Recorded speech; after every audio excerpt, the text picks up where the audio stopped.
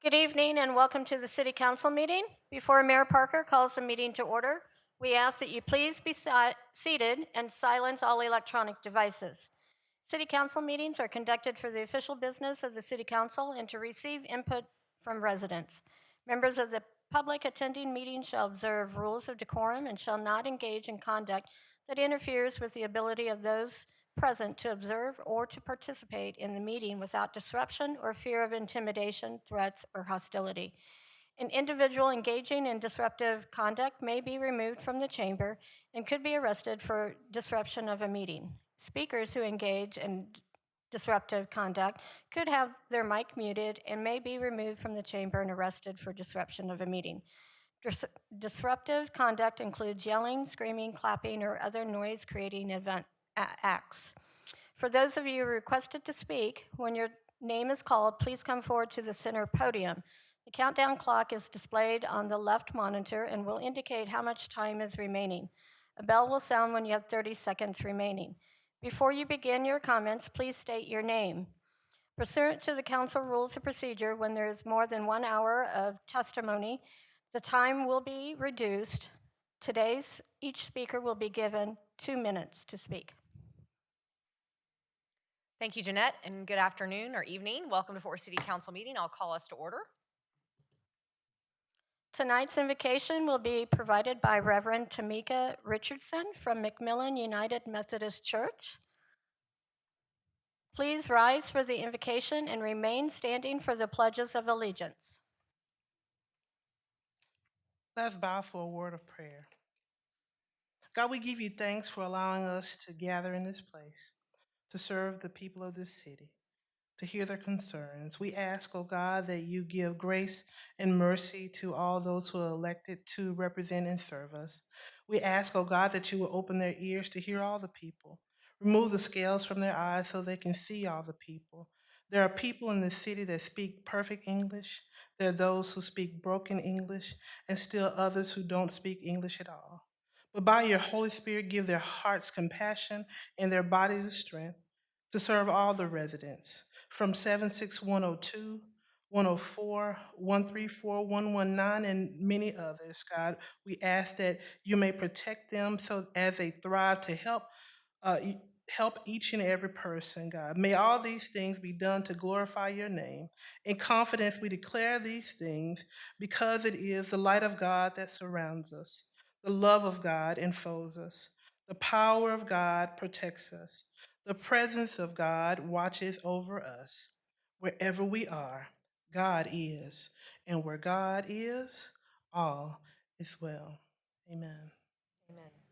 I pledge allegiance to the flag Of the United States of America, and to to the the republic republic for which it stands one one nation, nation under God, indivisible indivisible, with with liberty liberty and and justice for all.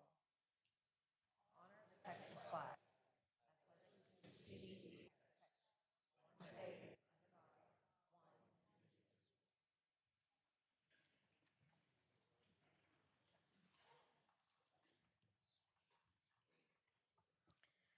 We will begin with special presentations, with the first one being a presentation of recognition for Bob Simple Day.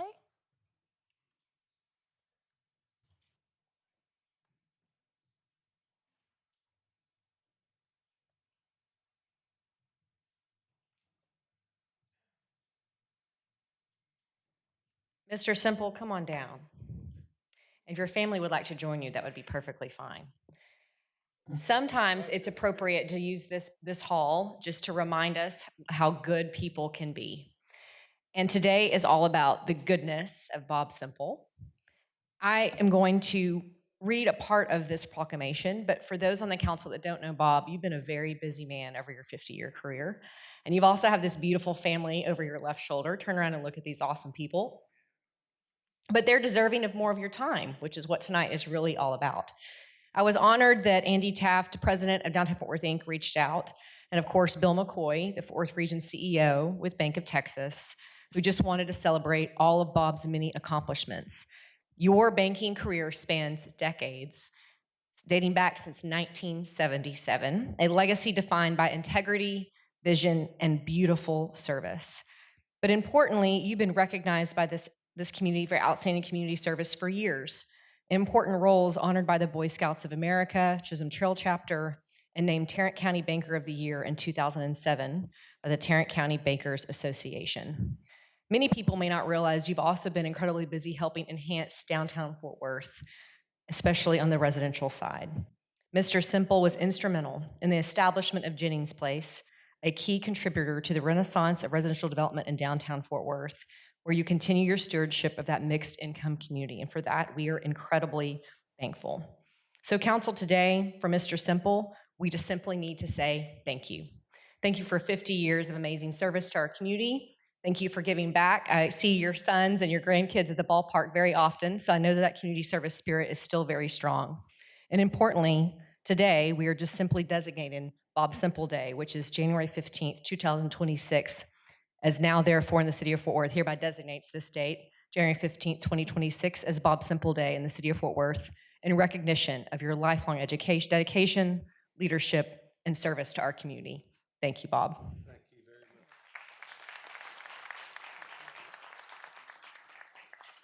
much. Of course you can. Well, thank you, Mayor. And obviously, a lot of my recognition goes to my wife, too, who's been with me for 52 years, 54, we dated a couple of years.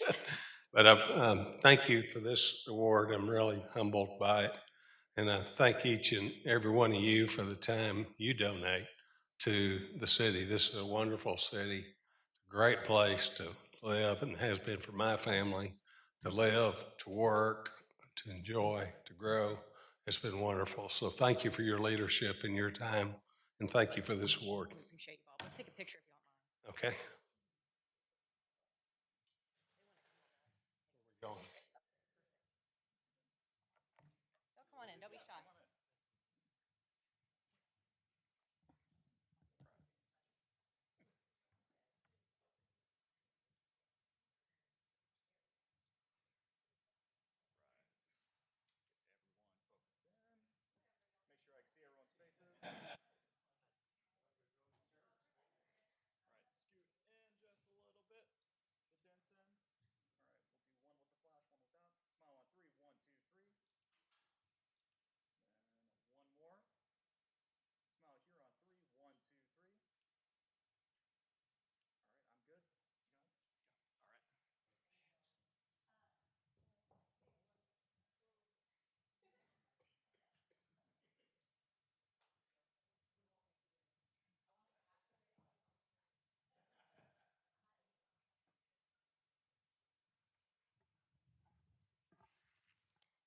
Next will be a presentation of recognition honoring the Texas Forge Taekwondo and Team Forge by Mayor Pro Tem Flores.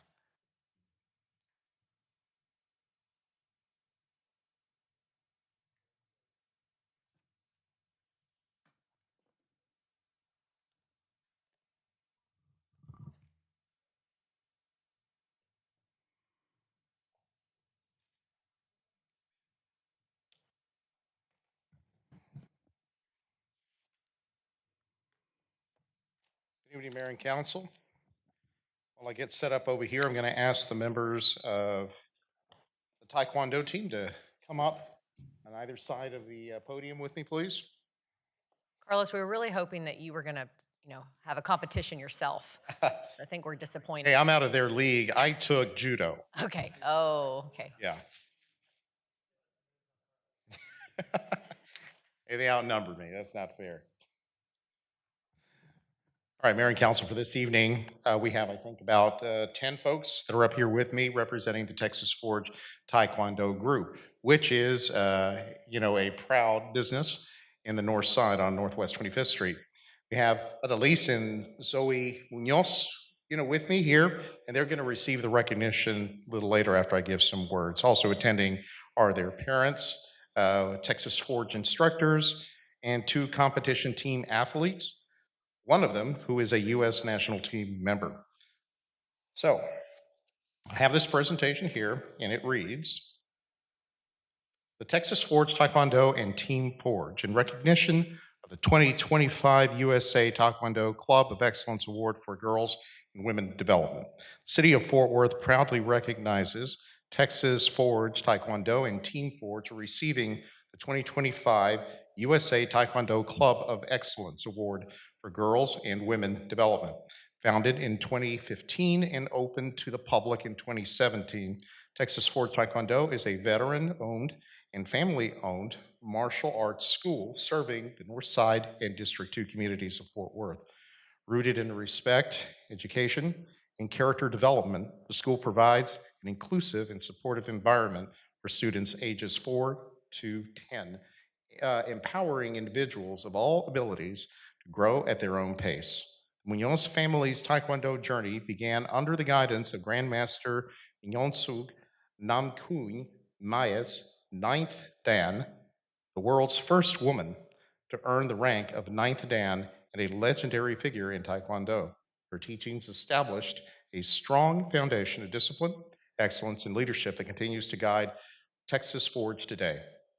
Following Master Joe Munoz's retirement from the U.S. Army, the family returned to Fort Worth and opened a dojang to allow their daughters to continue training and competing at a world-class level. Texas Forge Taekwondo is a safe and empowering place for girls and women of all ages to build strength, confidence, and resilience. The city proudly recognizes Master Adelis, a 4-time world champion and current U.S. national team coach, one of the youngest and few women to earn this distinction. And Master Zoe, founder of Forge Strong Her, a mentorship program dedicated to developing confidence, leadership, and community service among young girls. Guided by the core values and motto, honor, duty, family, Texas Forge Taekwondo exemplifies excellence, service, and empowerment.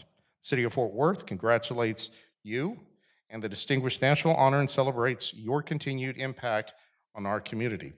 So therefore, presented on this 13th day of January 2026, we have this special recognition for you.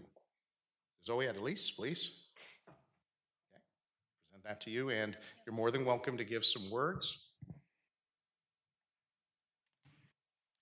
Thank you, sir. I'd like to take a moment and thank Councilman Flores for this recognition, the City Council, and to Mayor Parker. We've been all over the world, I can assure you that. Competed heavily internationally, nationally, whatnot. But we've always called Fort Worth home, even though I took a little hiatus, about 25 years, stationed all over the U.S. Fort Worth has always been my home, and we're proud to receive this honor. Thank you very much.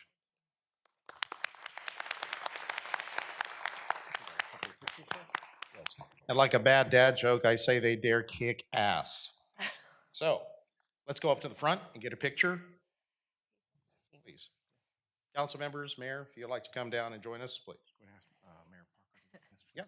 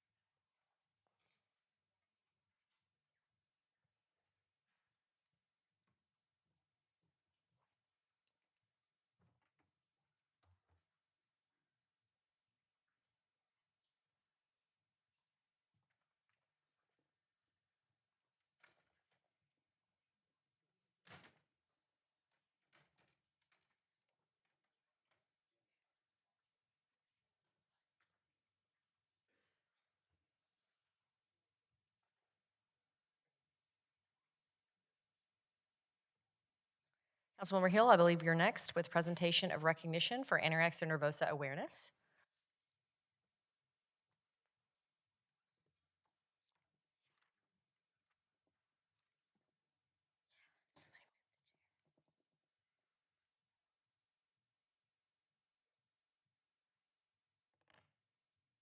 I would like to invite the members of the Keller Collegiate Academy to join me. While these ladies are coming up, this group has worked to raise awareness about anorexia by encouraging honest conversations, reducing stigma, and promoting early intervention. Through outreach, interviews, social media, their organization, a 501c3 named Nourish to Flourish, helps young people build healthier relationships with food and feel comfortable talking about eating disorders. I'm going to read this proclamation and we'll take a quick picture. Is that all right? Okay. Do you want to say anything? Okay, no. Okay. Whereas anorexia nervosa is a serious psychiatric illness, a crisis affecting communities across the nation, characterized by the restriction of energy intake, an intense fear of gaining weight, and a distorted perception of one's body, it carries the highest mortality rate of any psychiatric disorder. And whereas approximately 30 million people in the United States are diagnosed with an eating disorder during their lifetime, and many individuals suffering from anorexia do not recognize the severity of their condition, and whereas early intervention is proven to save lives, yet harmful stigmas, social media trends, and cultural misconceptions often prevent timely diagnosis, treatment, and prevention.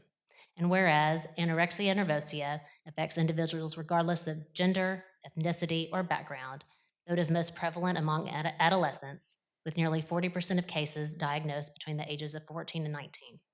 And whereas Nourish to Flourish, a nonprofit organization founded by students at Keller Collegiate Academy in conjunction with HOSA, with Health Occupational Students of America, I remembered that from high school, dedicated to educating communities and raising awareness from anorexia nervosa through open dialogue, professional interviews, outreach efforts, and social media engagement. And whereas in just 4 months, Nourish to Flourish has reached an estimated audience of more than 30,000 individuals working to break stigmas, promote healthy relationships with food, and empower individuals to speak openly about eating disorders. And whereas Nourish to Flourish remains committed to expanding its impact and continuing its mission to save lives through education, advocacy, and community engagement. Now, therefore, the City of Fort Worth does hereby proclaim January the 13th, 2026 as Anorexia Awareness Day. Thank you, girls, for all that you do.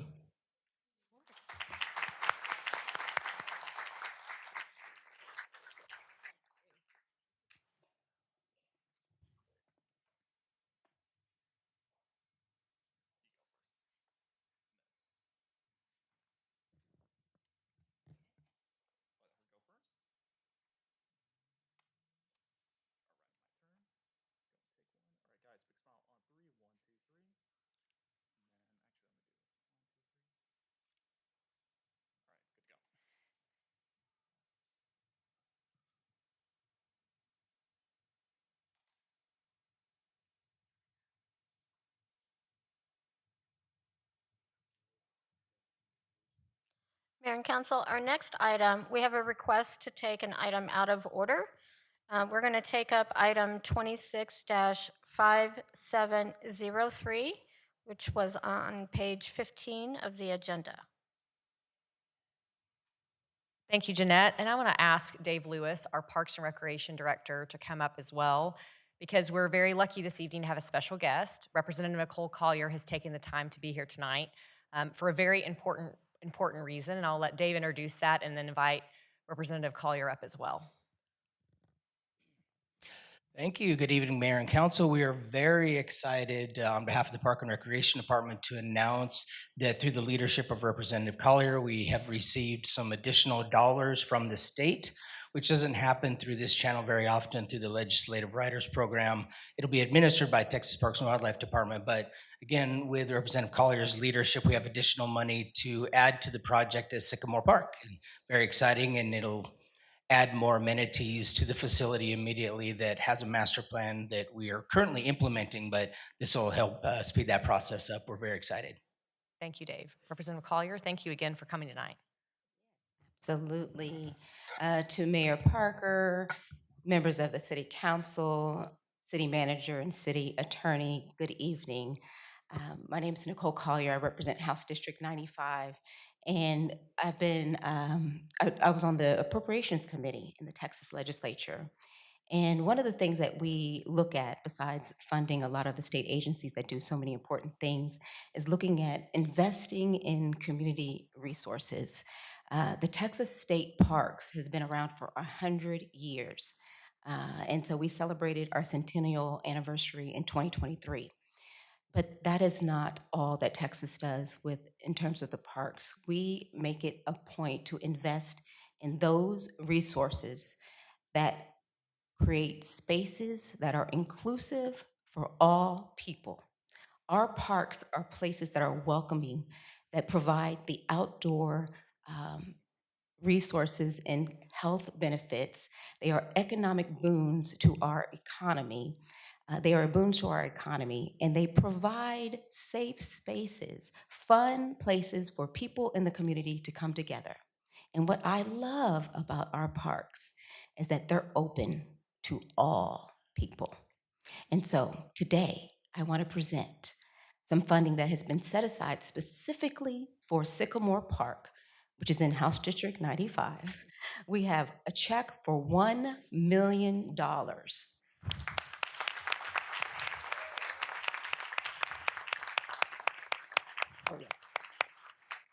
That we're presenting because we know that the city of Fort Worth. You're being a good understands- Vanna there, Dave. Yeah, thank Yeah. you. Understands the importance of having safe spaces for all people. And so I want to thank you so much. I look forward to working with you to create the wonderful amenities, and hopefully the city can take the money that you were going to use for this and reallocate it for other resources in the city. But hopefully this can lessen that burden and be a benefit to all the people in the city of Fort Worth. Thank you. Thank you, Representative Collier. I know several of us may want to take a picture if that would be okay. And before I come down, you work incredibly hard for us in Austin. You also answer any phone call, whether it's from TJ, who's often in your office with different issues we have. I called you numerous times this session. And for those that don't know, the Appropriations Committee is a great responsibility, but also is a ton of work. And you spend countless hours, and as a result, Fort Worth benefits. So for that, we're incredibly thankful.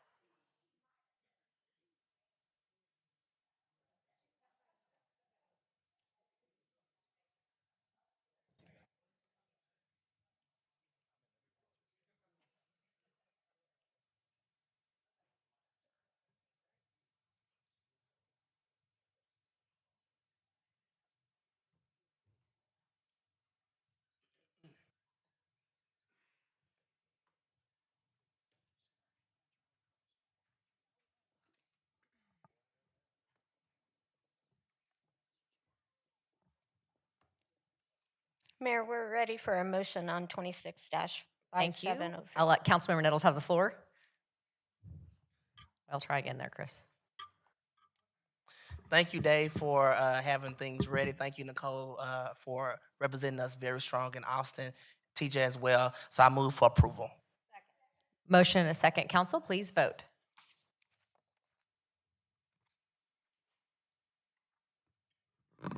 Motion carries. Next will be items to be continued or withdrawn by staff. Oh, yeah, sorry. We have one item to be withdrawn. That's MNC 25-1082. Mayor, next will be the consent agenda speakers. And I think we have 4. Thank you, Jeanette. Our first is Bob Willoughby, followed by Chris Wood.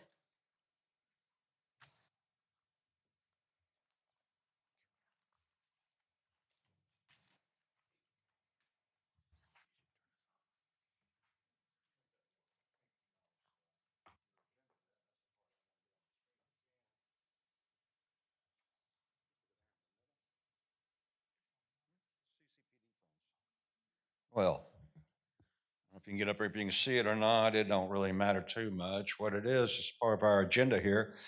And it's got a part on there where it talks about the CCPD funds match requirements. Now, the problem with the match requirements is that y'all just put that in a few years ago, and if you would have discussed it with the public, we would have said no. No freaking way. Match, that means they get all the money they want as long as someone matches it from these charities that are not trustworthy, Beck. Don't look at me so funny.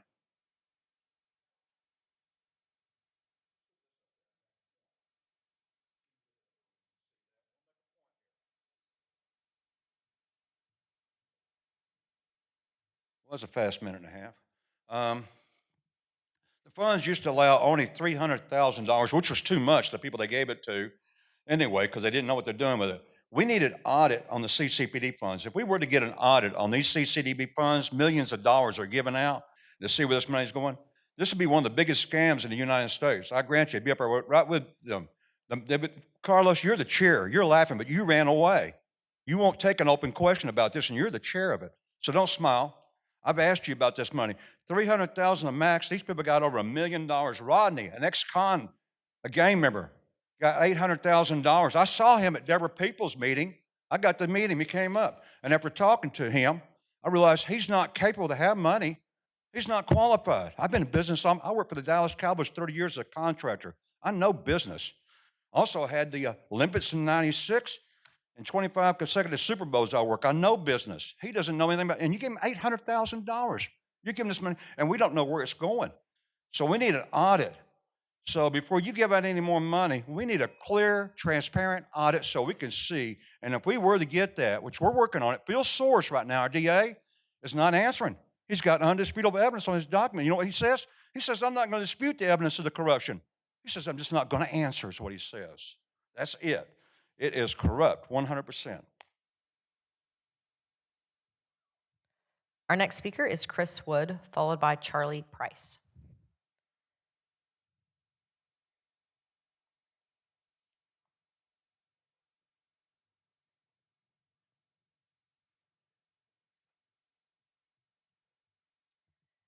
I'm Chris Wood.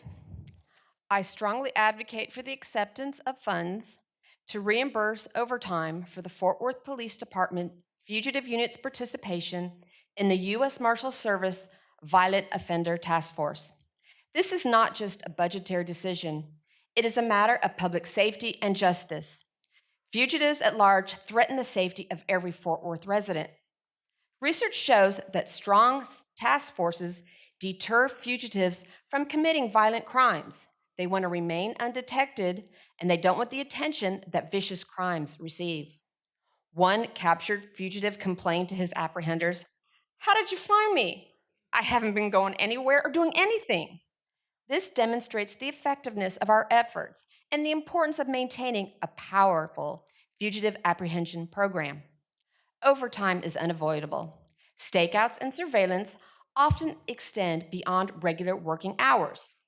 Reimbursement funds allow our officers to dedicate the needed time and attention to safely apprehend fugitives without straining the city budget.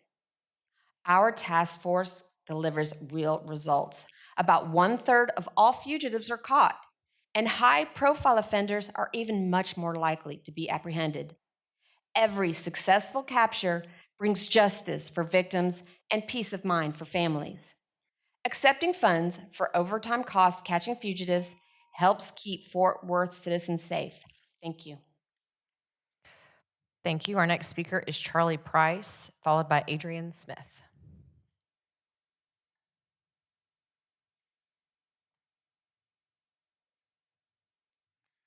council and mayor and city attorney. And Jay, thank you for letting me talk today. I'm talking about a tax exemption on Meridian Apartments and Councilmember Flores' district. It's an apartment complex that's undergoing a major renovation. And my board, who are 80% Fort Worthians, has asked me to be really involved with housing here in the city of Fort Worth. So we're involved as a general partner. So we're asking for a small tax exemption on this piece of property to pay for security upgrades. And it's an inherent right for people to be secure. I know that my house, I have Ring cameras everywhere. Most of these folks don't have any. They're low income, they're poor, and we're trying to give them the same stuff that most people get at their own house. So we have to pay for this. And as a general partner, these guys, these developers are saying, hey, you need to go out there and find money for this. So we're asking for a tax exemption to do this. And it's just not money to put them in initially, but it's also money to continually monitor them, also to upgrade them, to put new ones in when we find an area that we can't see on the cameras. It's just an overall thing that we believe in because, and what we have done in other apartment complexes, we have cut down police calls by doing this. So we're asking for this tax exemption, and I hope you can basically deny the M&C that's on the consent agenda right now. And I appreciate your time. Thanks. Our next speaker will be Adrian Smith. Adrian Smith. I am one with the people.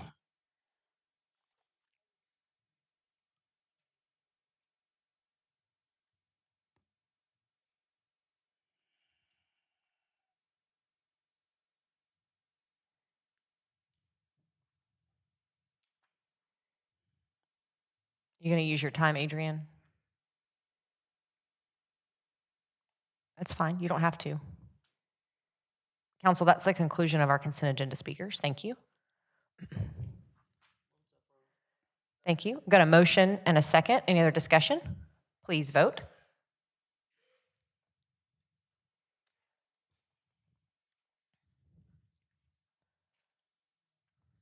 Motion carries. Next will be upcoming and recent events, recognition of citizens, and approval of ceremonial travel if needed. Thanks, Jeanette. Our first up is Councilmember Flores and then Councilmember Larsdorf.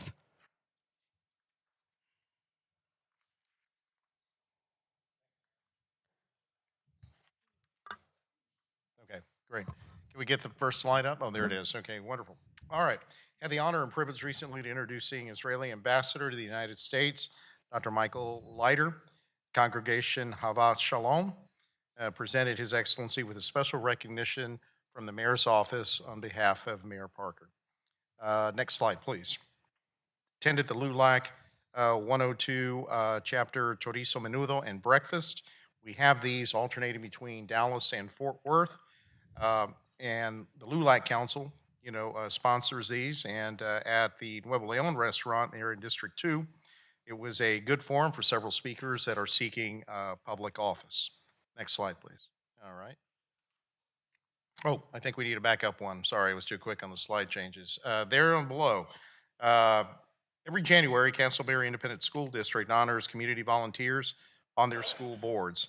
The theme for this year is Our Future is Castleberry. So I presented the CISD board with a special recognition for January as School Board Recognition Month in Fort Worth. And in case you're wondering why we're all wearing sunglasses on one of those bottom pics, is that they alluded back to an old 80s song, The Future is Bright, or so bright you gotta wear shades. So, hey, their idea, it was cool to wear them.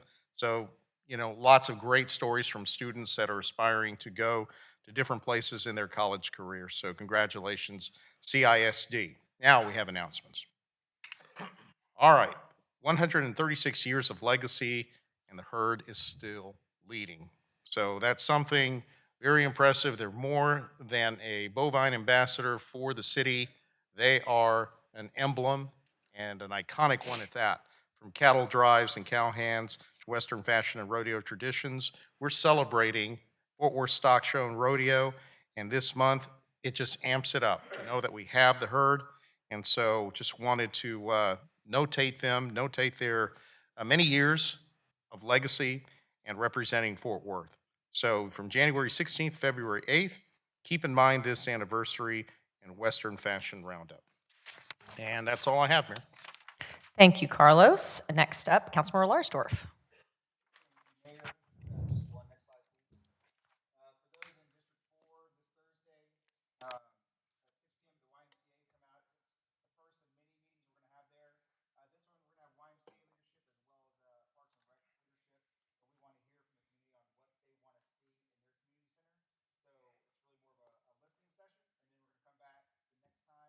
Day follow-up with some of the plans that we heard from the community. So please come out, let us know what you want, so we can talk about it in the bond. I believe that's it.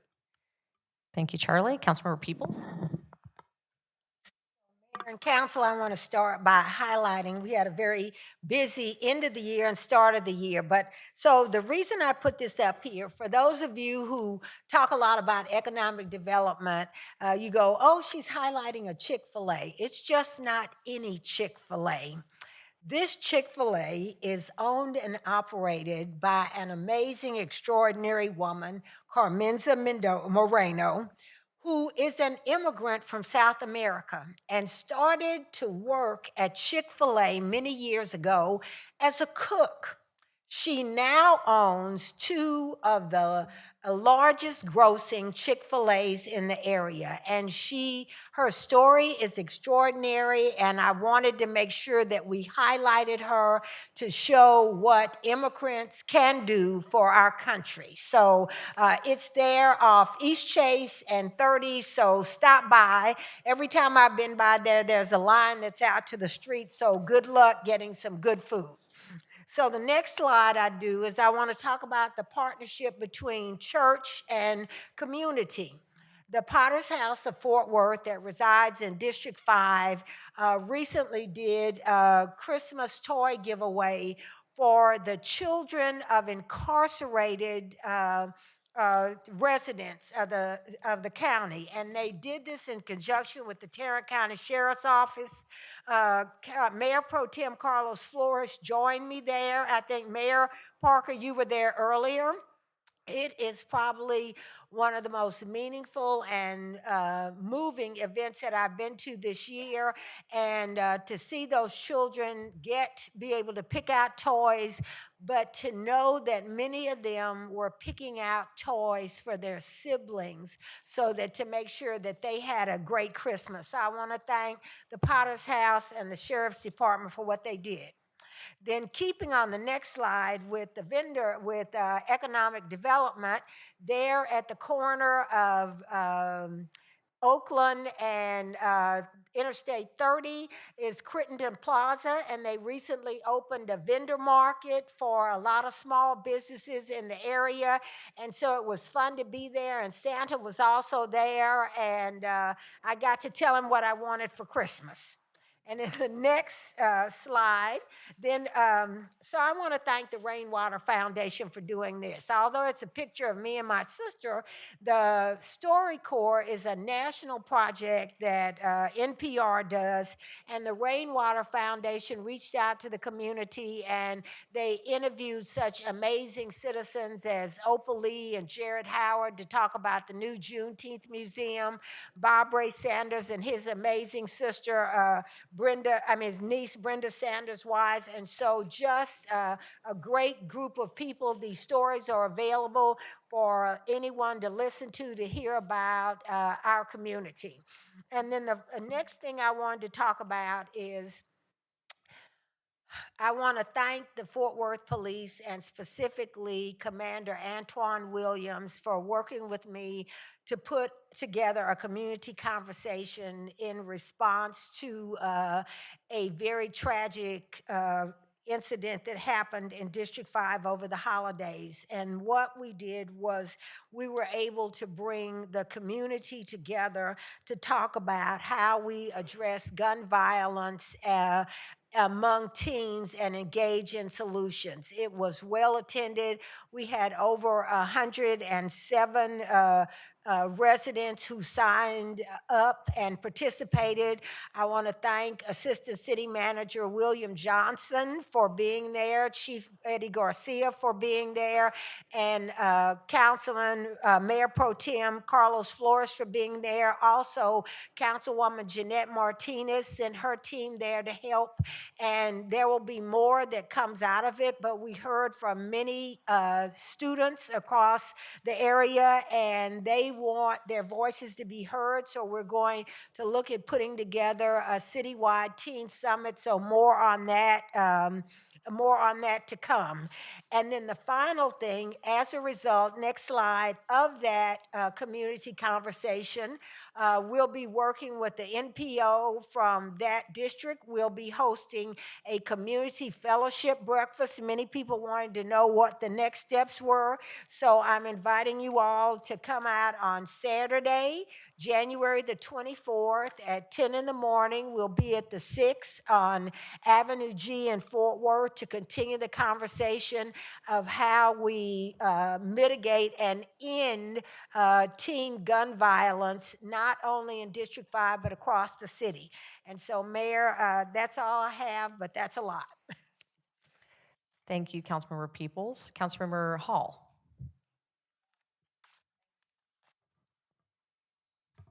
There we go.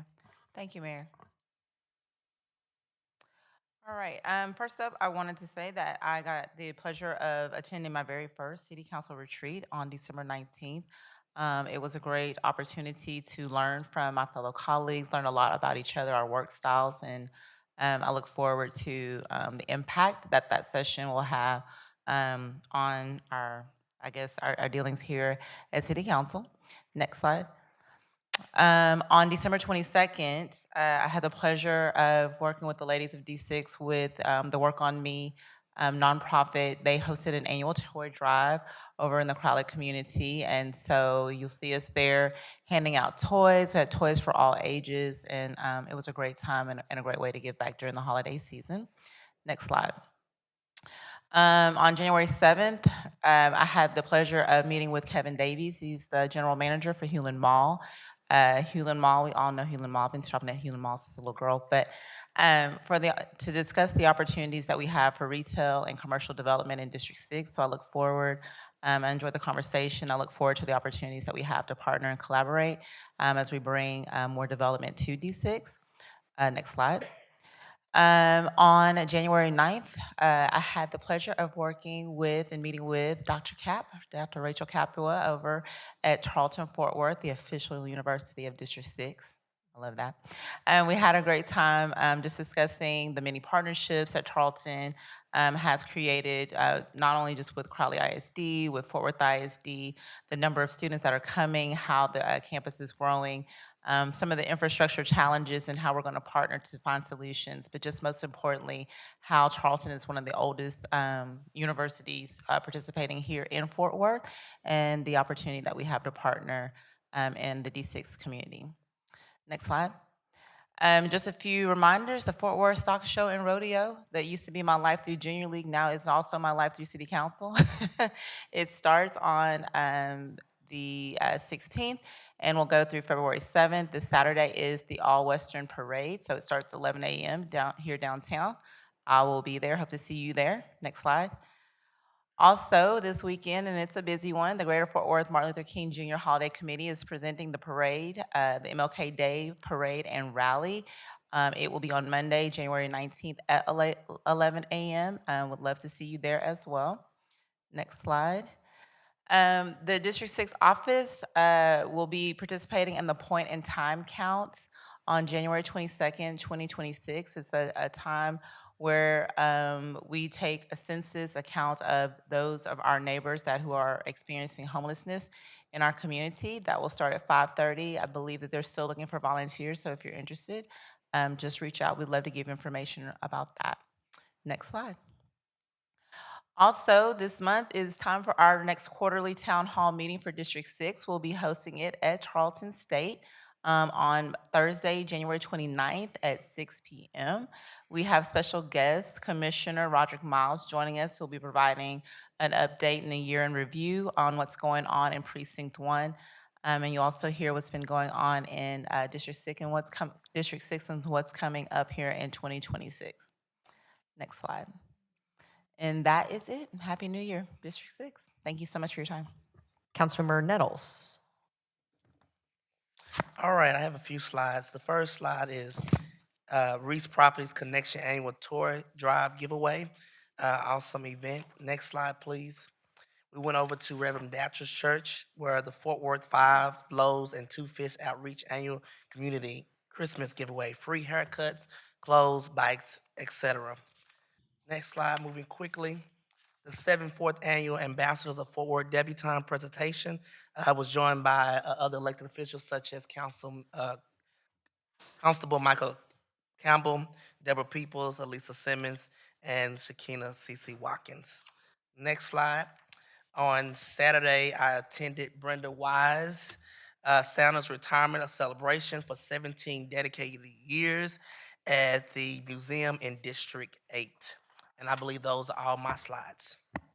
Councilmember Beck.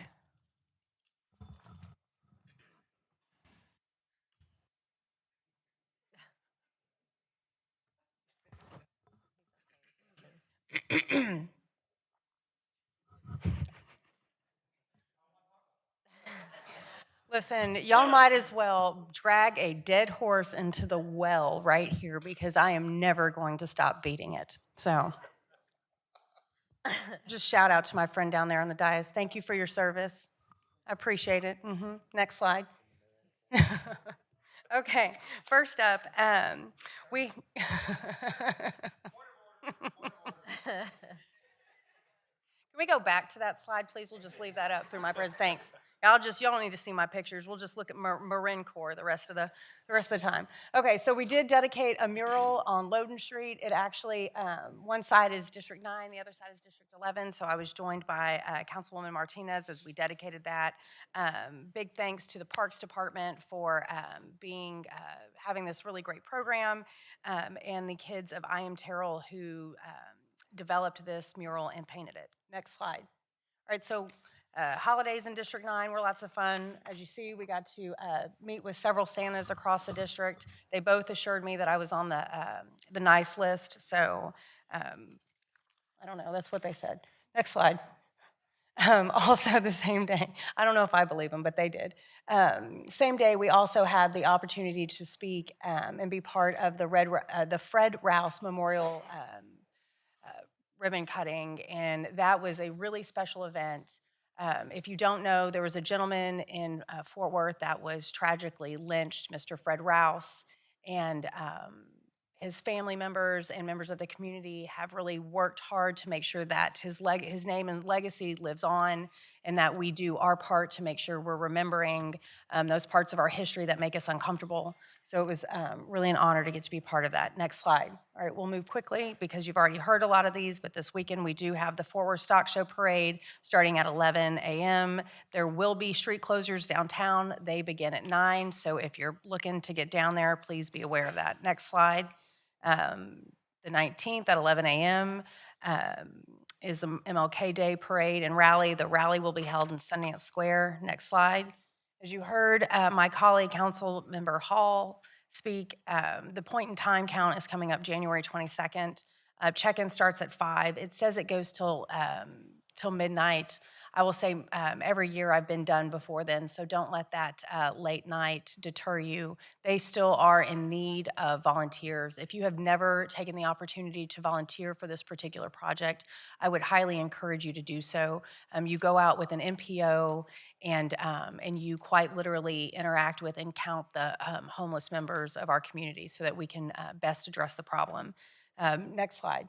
Okay, no regrets with egrets coming up in District 9. So January 28th at 6 p.m. at the Southwest Community Center, we will be hosting a town hall about how to protect your property from the dreaded egrets that are swarm down on our city once a year. Next slide. The January 29th at 6 p.m., there will be a virtual meeting for the South Hills Cockrell Avenue area water and sewer replacement. Next slide. Okay, and last but not least, January 31st from 10 to 12, the Greenbrier Community Center Health Fair will take place. And that's all I've got. Councilmember Martinez. Thank you, Mayor. And I apologize, we do have a few slides this evening. So just over the Christmas holiday, our office partnered with Reese Property Connections and Lulette Council 4568 to provide toys for children. And I'm so grateful for organizations such as these and groups, and also all the local groups that come together to bring holiday cheer and joy to our children and families. Next slide. Okay, on January 8th, the Greater Meadowbrook Alliance and Partnering Neighborhood Associations hosted a community conversations with Chief Garcia. Thank you, Chief Garcia. I think you're gone, but for being part of the event, I know they really appreciated you spending time with them and answering all the questions that evening. Next slide. Awesome. I'd like to request your assistance in sharing the Poly Main Street Transformation Strategy Survey with your network. This survey is part of the ongoing effort to support revitalization, economic development, and community engagement within the Polytechnic Heights District. The deadline is January 19th, and if you have a few minutes, I encourage you to complete the survey or feel free to share it, and you can find this on our social media pages if you don't do the QR code now. Next slide, please.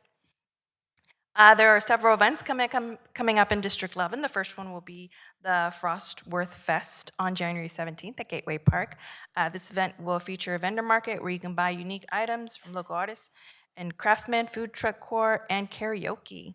In the evening, there will be Glow DJ Dance Party. This is a family-friendly event, so bring your kids, parents, and friends. There will be games and activities for everyone. I hope to see you there.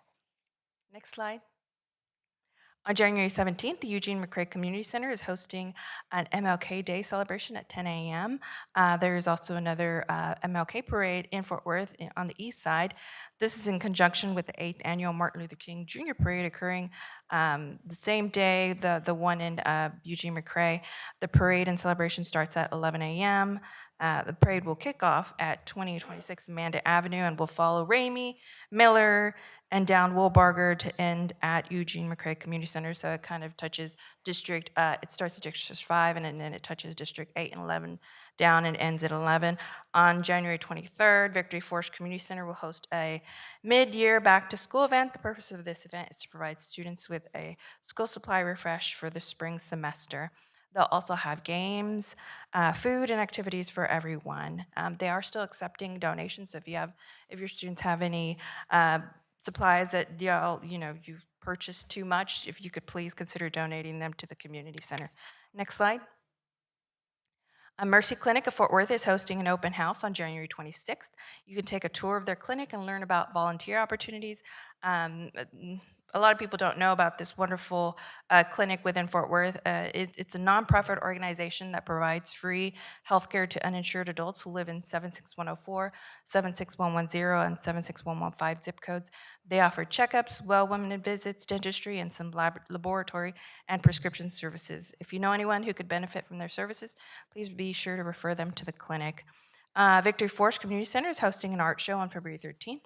The art show features local high school students whose art tells the story of the African American experience, achievements, and rich history.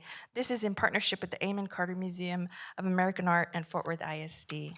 Next slide, and you've already heard about the MLK Parade in downtown Fort Worth on Monday, so we can go to the next slide. And please save the date for the District 11 Town Hall, which will be taking place on March 28th. The location and time is still to be determined. Thank you. Thank you, Councilmember Martinez. I think that's the conclusion of our announcements. Council, that gets us to non-consent speakers. Thank you, Jeanette. Our first speaker is Bob Willoughby, followed by EJ Carrion.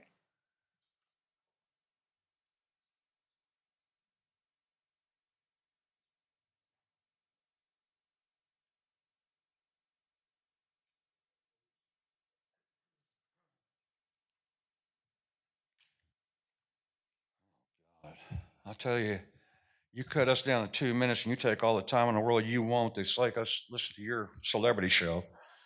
Now this is about, it's not up there, so no one knows what we're talking about. You're talking about putting back 2 minutes. I mean, putting back 2 meetings for the comment. It should go away.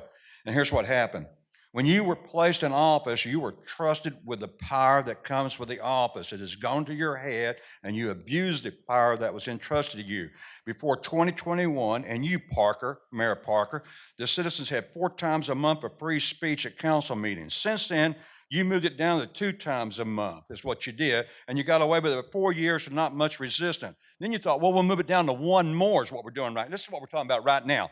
You moved it down to 1 more a month, and you got resistance. So now you're going to put back to 1 is what you're going to vote on, the 1. But you're still leaving 2 out. Quit playing games. Put our council agenda back the way it was before you sat in that seat, Mayor Parker. Put it all the way back like it was. And if you want to change it with the people, not you. You're too conceited. You people are the most self-conceited people I've ever seen. We get here, we got to sit there and watch 5 minutes of slideshows up there on the screen. If I was a council member, I wouldn't let you put my picture up there like that. No way. You people think you're, and then we got to sit there and watch this thing. I've asked you to move this to the bottom, your announcements to the bottom, so that you get out of here early too, because you'd see no one's here to watch you. And let these people go home. They're here for zoning cases. They got to go to work tomorrow. They're not on payroll. And you think they want to sit here and watch your show? Well, I'm saying you can keep your show, but put it at the end of the bottom like you had us. The public presentation is not on this agenda. They took it off completely. When Maddie got in here, I asked her to move it to the top like other cities. She did. She moved it to the top, right to the roof, and right out of the building. No free speech on council meetings. Put it back. That's real simple. That will do so many things. It'll put the meetings back at 7 o'clock. It'll just do so many things in one whack. What she's done is unreal. Thank you, Conrad, Mayor. EJ Carrion, followed by William Winston.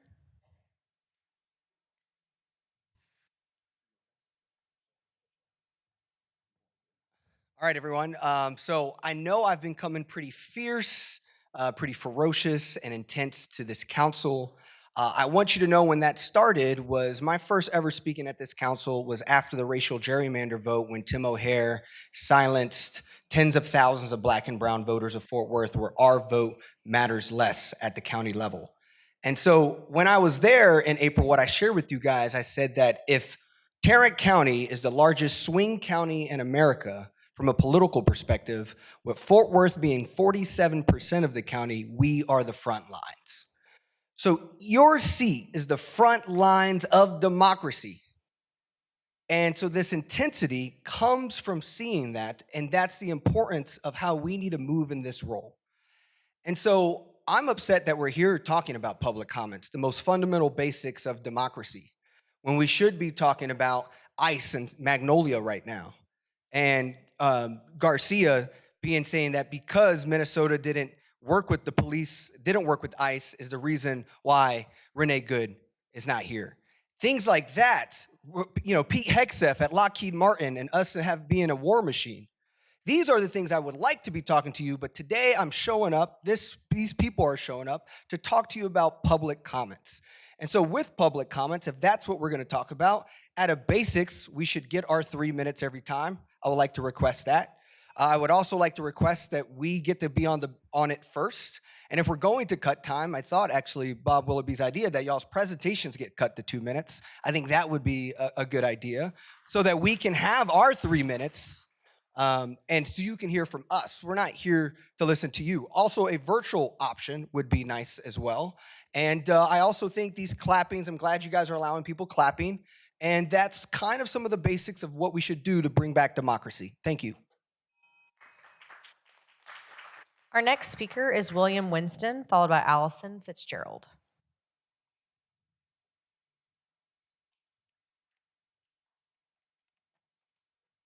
I am Father William Winston. Thank you for bringing the possibility of restoring the public comments to your 2026 meetings. This gesture will do a lot to restore our faith in your goodwill. I know the prospect of more public comments is more of an act of duty and the attendant responsibilities of elected officials than something any of you would happily do. But the restoration of more public comments is important and significant to the community you serve. Throughout the public comments, I would ask that you pay primary attention to what is being said to you, separate and distinct from who is saying it, how they are saying, and what they look like. The heart of these comments is in the words. If you pay attention to the words, you will inescapably feel the emotions, commitments, and hopes of the speakers. And as you well know, each of us speakers speak on behalf of a lot of other people in Fort Worth. We are not here alone. Consequently, I have two specific requests. First, that the allotted time be increased to 3 minutes. Few people are skilled enough to condense their points, emotions, and hopes into 2 minutes. Second, that the public comments be at the first part of the agenda. This is important. In the public comments, there will be some points made that will have a direct impact on your deliberations, sometimes in ways that you never expected. Insights and perspectives that you have not considered, and that if you don't have those perspectives as part of your deliberations, you may well make avoidable mistakes that will only play themselves out in a lot of difficult ways.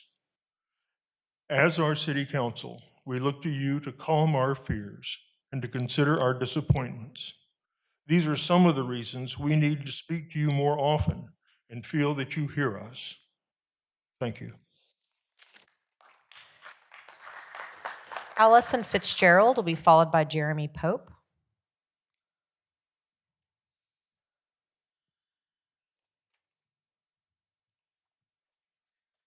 Good evening. My name is Allison Fitzgerald, and I live in District 3. I'm here to encourage you to adopt the revised calendar that allows for more public speaking opportunities. I was born and raised in Fort Worth, and I've raised my family here. I love my city. I volunteer at the Fort Worth Public Library.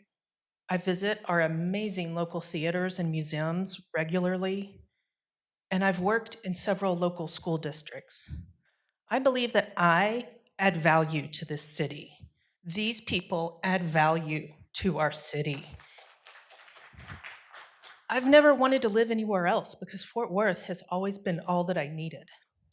I'm asking you to return the 3-minute time limit on public speaking.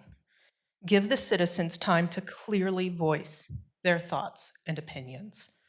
I'm asking that you put public comments at the beginnings of the meeting. I'm asking that you add back the virtual option of being able to speak at a meeting. I also ask that you allow healthy engagement at these meetings. I have to be honest, at each city council meeting that I have attended, you all look pretty bored. And that's pretty insulting to us. We take the time to craft our comments, and we expect you to be engaged with us. And I like hearing from the people behind me while I speak. It's encouraging to me. We are here to talk with you about our city, the city that we love and we're deeply invested in. But to be told as soon as the meeting begins that we can be escorted out or arrested merely for showing our support by clapping for someone who is speaking, that makes it seem like y'all really don't care what we have to say. Makes us feel like you don't want to hear from us at all, and that's a dangerous path for our leaders to take. Thank you. Jeremy Pope will be followed by Ann Zeta.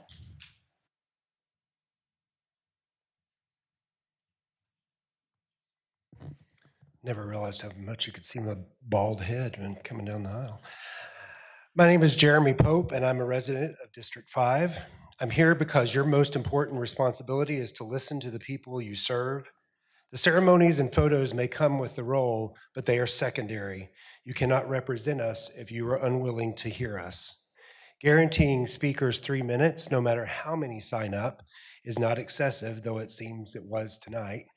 It is the bare minimum owed to the residents who entrusted you with this responsibility. Listening may not always feel comfortable, but that discomfort is part of leadership. We're also asking that public comment be placed first on the agenda. Many residents cannot sit here for hours. They're balancing work, childcare, health concerns, and transportation challenges. Respect for your constituents means respecting the realities of their lives. Those who truly value transparency should speak up when efforts are made to limit or silence public input. That is not a moment for silence. That is a moment for courage, and we are watching for it. And you all do look really bored. Peaceful disagreement is not a threat. A small sign or respectful applause should not create fear or intimidation. People deserve to participate in democracy without feeling punished for it. Virtual options must also be restored. Many who can't be here physically still deserve a voice. It is disappointing we even have to fight for something this basic, but I am hoping you will choose integrity, accountability, and respect for the people of this city. Please do the right thing. Our community is engaged, organized, and we will remember those who honored our voices. Thank you. Ann Zeta, followed by Chris Wood.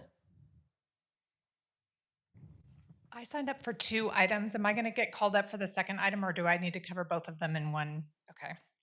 I'm going to leave the public comments that I had because they've been well stated by others, and I'm going to cut to the power plant historic designation. On behalf of the Board of Community Design Fort Worth, I wanted to mention also that AIA Fort Worth contributed a letter of support for this action. We appreciate the city for moving promptly to designate the former power plant on Panther Island as a local historic landmark.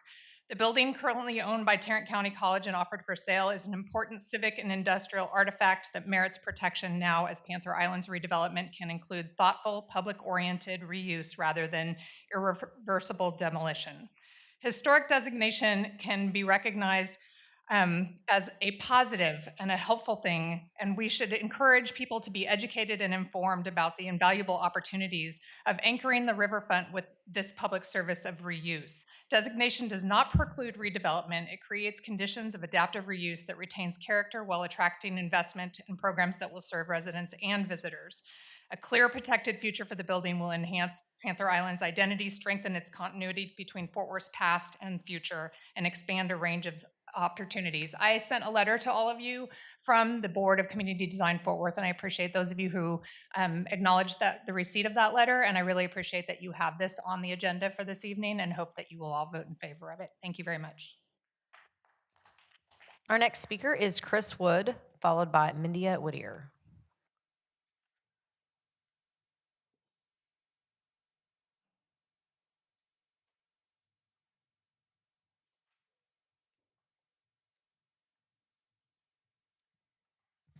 I'm Chris Wood. I support the revised schedule for 2026 City Council meetings.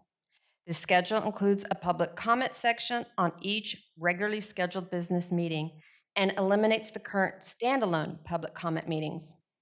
This revised schedule aligns with the First Amendment of the U.S. Constitution, where the Founding Fathers established the right for citizens to petition the government for a redress of grievances.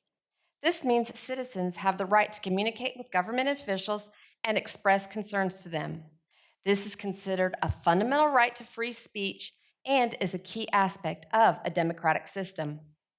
Because council members have been more likely to attend business meetings and less likely to attend standalone public comment meetings, this plan improves the likelihood citizens can directly address a specific council members. Also, I have never seen a business council meeting canceled, but I have seen standalone comment meetings called off. At one point, 3 straight months, there were no comment meetings due to either cancellation or not even being scheduled. So this enhanced schedule will help ensure that another gap like this does not occur in the future. In conclusion, the revised schedule aligns with the U.S. Constitution and gives citizens ample opportunity to consistently bring issues to City Council. If this resolution passes, I'm not giving City Council a letter grade. If I received a letter grade for every diet that I messed up, I'd have a report card a mile long full of Fs. Instead, if this passes, I give the council a gold star. This star and $3 will get you a cup of coffee. Thank you. Mindia Whittier, followed by Andrew Torrey.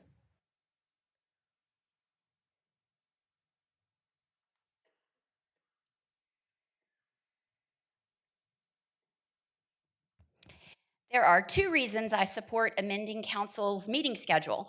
By separating public comment into standalone meetings where no meaningful votes are taken, council members could avoid accountability without missing official city business.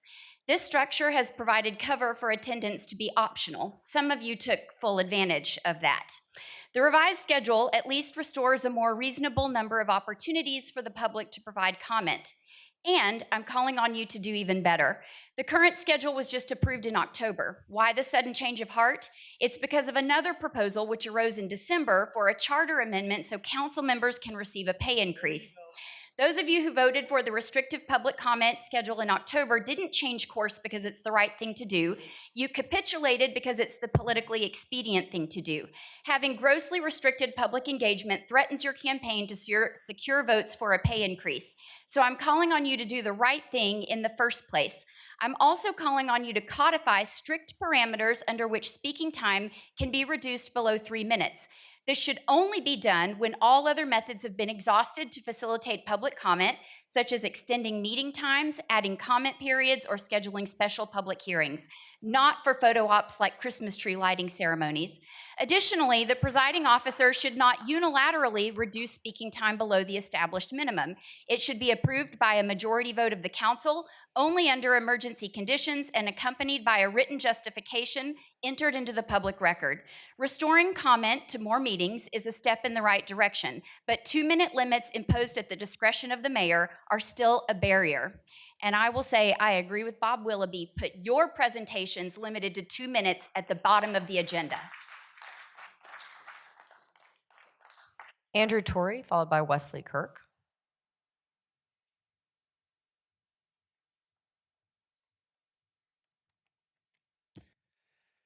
Good evening. My name is Andrew Torrey, and I'm a resident of Council District 5. I'm here today to speak in favor of Council Proposal 335 brought forth by Councilman Nettles and Crane. To you, Councilman Nettles, in your statement to the Fort Worth Report in an article published on January 8th, you stated, "What you've seen is people came out here basically using their time to say, give us our right back." And I'd like to say I agree with your usage of the word right in that statement. As I tried to articulate last week when I spoke, I argue that public comments are a form of petitioning one's local government, which is a First Amendment right, and the vote to reduce public comments last fall was an infringement on that right. Well, I'm pleased to know this proposal has bipartisan support, and I believe it's a good step in the right direction. More progress must be made, specifically on the matter of time allotment and in a virtual option. You know, it takes effort for citizens of this city to show up to council meetings here in downtown Fort Worth on a Tuesday evening and recite their prepared remarks. And every citizen that does put in the effort should know that the council is going to respect that and guarantee 3 minutes to speak. Cutting down everybody's time allotment last minute is just a slap in the face to each of us and denigrates the concerns that citizens speak on at these meetings. Issues I've heard addressed here, such as gun violence, police brutality, and soil contamination, really do deserve at minimum 3 minutes to speak on. Also, I'd like to see citizens be able to call into these meetings and address the council virtually. Working class families, those with disabilities, or those with unreliable means of transportation in the city should have ample means of petitioning their local government. If council members have an opportunity to attend meetings virtually, then so should citizens have the opportunity to address the council virtually. It should be a two-way street, no double standards. Let's be better and do better in 2026, and let's start by passing Council Proposal 335. Thank you. Our next speaker is Wesley Kirk, followed by Jerry Tracy. I want to thank Chris Nettles for leading the charge to fix public comment and Michael Crane for bringing the issue back, and to all the council members who are about to vote in favor of restoring public comments back to what it should be, an opportunity to hear from your constituents. It feels like some of you have looked down on the very idea of public comment as a waste of time, as merely a chance for the rabble-rousers to air their latest grievances. But I trust you know in your hearts that it is far more than that. It is a right in a democracy to address our government. It is a chance for us as residents to bring problems to light and as a chance for us to offer solutions, which is what I would like to help do today. During the pandemic, it was finally possible to address the City Council virtually, which opened up opportunities for many who have often been left out of the conversation, such as working families, caregivers, those with transportation barriers, those with disabilities. When you took away the virtual option, you took away their access. Some of the most vulnerable and hardworking among us whose voices desperately matter. I urge you to bring back the public option so their voices can be heard again. Another recent barrier has been the sudden and arbitrary limits to people's time. For as long as I've been attending city council meetings, people have always had 3 minutes to speak. Many spend hours writing their speeches, rehearsing them, rewriting them to fit within the time limit. They take off work, arrange childcare, drive long distances, and patiently wait for their turn to speak to each of you, to those here in this room, and to those watching online. When you cut that time, especially with little to no notice, you are telling the residents of Fort Worth that you don't care what they have to say. You don't care what sacrifices they made to be here, that they don't matter, and you don't respect them. I urge you to guarantee 3 minutes for every individual speaker at council meetings. Putting public comment back at every regular council meeting is a great step towards allowing residents to address concerns, and I commend y'all for that, but it still doesn't fix what's broken. Right now is a golden opportunity for you as a council to make clear the fact that you respect your constituents, that you want us to be included, that you want to hear what we have to say, and make sure that no one takes away that right again. I'm looking forward to see how each of you vote. Our next speaker is Jerry Tracy, followed by Mindy Tackett.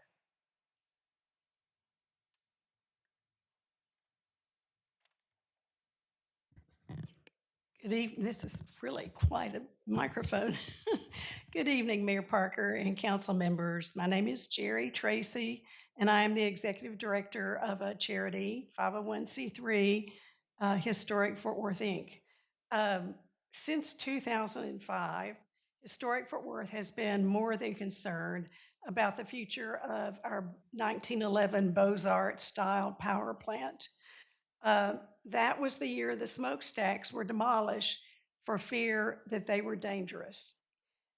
We sought the advice of a power plant specialist in the northeast of our country who was willing to come down, and it just didn't make any sense at that time to the people who owned it, and that ownership has changed hands. We look back again in 2012 and appreciate the efforts of Dr. Elizabeth Loudon, who brought her Texas Tech architecture students to Fort Worth to scan the power plant and to propose a variety of uses. Also in 2012, John C. Rosado, managing partner of the historic Seahome Power Plant project in downtown Austin, Texas, accepted an invitation from Historic Fort Worth to serve as our Samuel Benton Candy lecturer, and he came and spoke on the complexities and benefits of their public-private partnership that generated a lot of economic development around the power plant. Is that it? Keep going, 30 seconds. Oh, yes? 30 seconds, please. 3 seconds, okay. Well, today we are here to support the City of Fort Worth's work with Tarrant County College for a highly significant endangered landmark nomination for the power plant. Lastly, as Ready Kilowatt, TXU's mascot, some of you may remember, often said, just plug me in and I'm ready. Instead, let's plug in the historic designation. Thank you. Our next speaker is Mindy Tackett, followed by Pierce Whiteside. Good evening, everybody.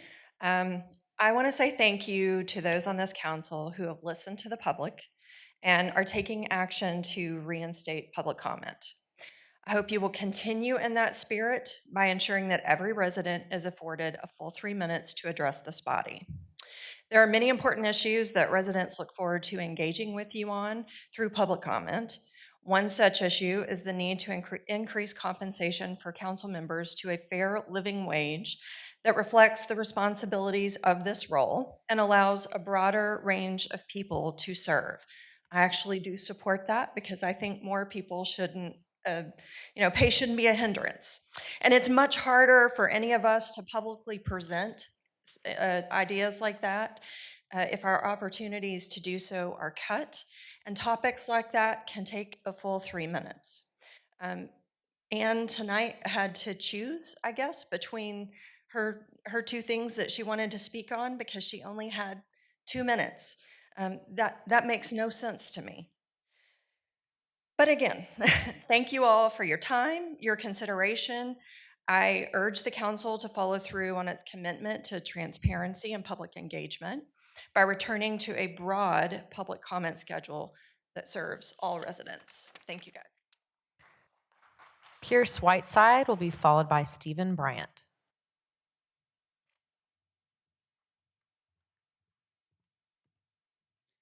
Good evening, everyone. I'm from District 9. First and foremost, I want to say thank you for having us here this evening to express our First Amendment rights. I'm honored to be a part of this democratic process here in my city that I've lived in for my entire life, which is exactly why I'm here today, to express the importance of public comments. We're a nation of equals, and I believe that is something our institutions and leaders, y'all, have seemingly lost sight of in these past few tumultuous years. The position that all of you sit in are elected by us, which we are thankful for. You are public servants who are meant to listen to your constituents and make informed decisions about their wants, needs, and in order to pass laws and embolden the freedoms we are privileged to here in the United States. Most of those freedoms is equal representation and freedom of speech.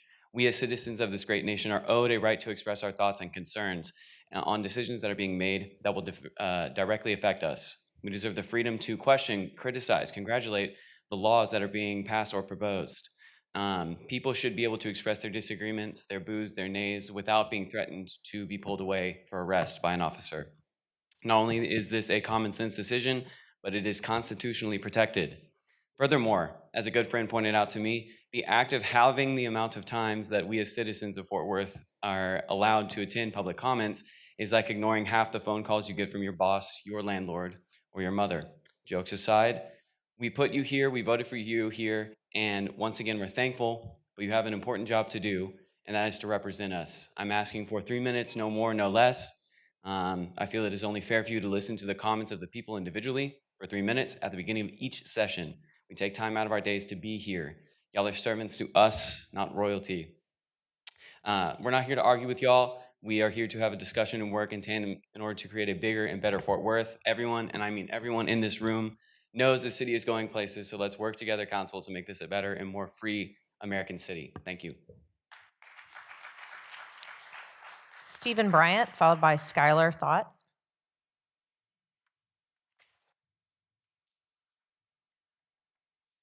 Good evening. I'm Stephen Bryant. I want to personally thank Councilman Nettles and Councilman Crane for championing the restoration of public comments and the other council members who also signed on. Having looked over the document, I have a few adjustments I'm proposing under the same guidelines of enhancing efficiency, public engagement, and responsible growth. Every speaker has the full and dedicated 3 minutes to speak, no matter how many people are signed up to speak. These people made the choice to be here before the council in person, and giving them the whole allotted time shows respect for not only their opinion, but also shows that the council genuinely cares about what their constituents have to say, even if it is nothing more than a complaint. Bring back the virtual option, public comment. Emboldening responsible growth by bringing back the option to share public comments virtually not only saves the speaker time, but also makes speaking before the council more accessible. As the 11th, soon to be the 10th largest city in the nation, it would be a disservice not to give constituents an online option, especially in a digital world where work meetings are held online and council members themselves have been seen attending via video when they could not be physically present. Bring public comments to the front of the agenda instead of the back. In the spirit of enhancing public engagement, more people would be open to willing to speak to the council if they knew that they didn't have long wait times. If they knew they didn't have long wait times just for their 3 minutes. I invite you to let them speak first and then stick around for the meeting if they would like to. And number 4, if for whatever reason it is necessary to cut time for the speakers, have it be a vote-based decision by the attending council members to include the mayor at the beginning of the meeting. This delegates power to all the council members, and doing it in front of us gives reasoning that it is indeed necessary and not arbitrary. In closing, and using the same guidelines of the original document, there would be no additional fiscal cost to do these things. It is legal and within the authority of the city council, and it would help the city stay more connected to their representatives, which is what we all want at the end of the day. Thank you. Stephen Bryant, followed by Skylar Thiot. I'm sorry, that was Stephen, apologies. Skylar Thiot, followed by Sabrina Ball.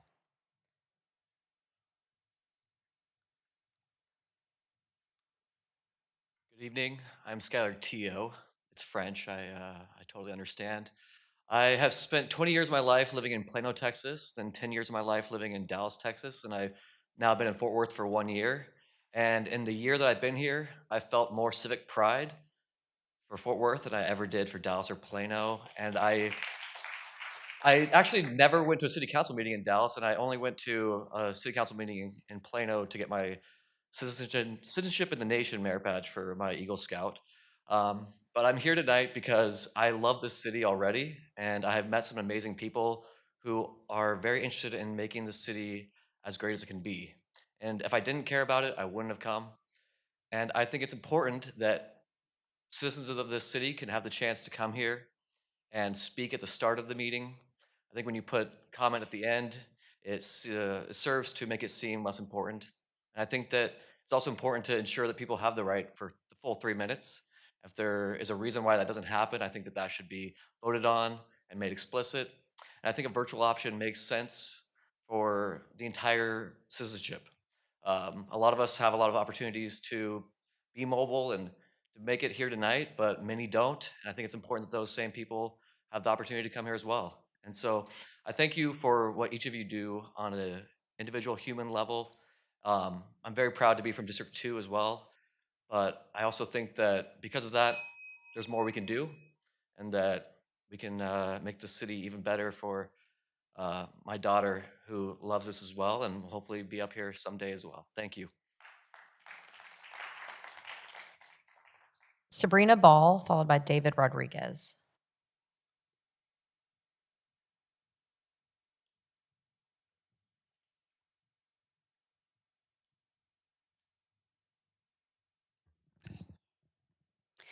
We've been accused of doing this for sound bites.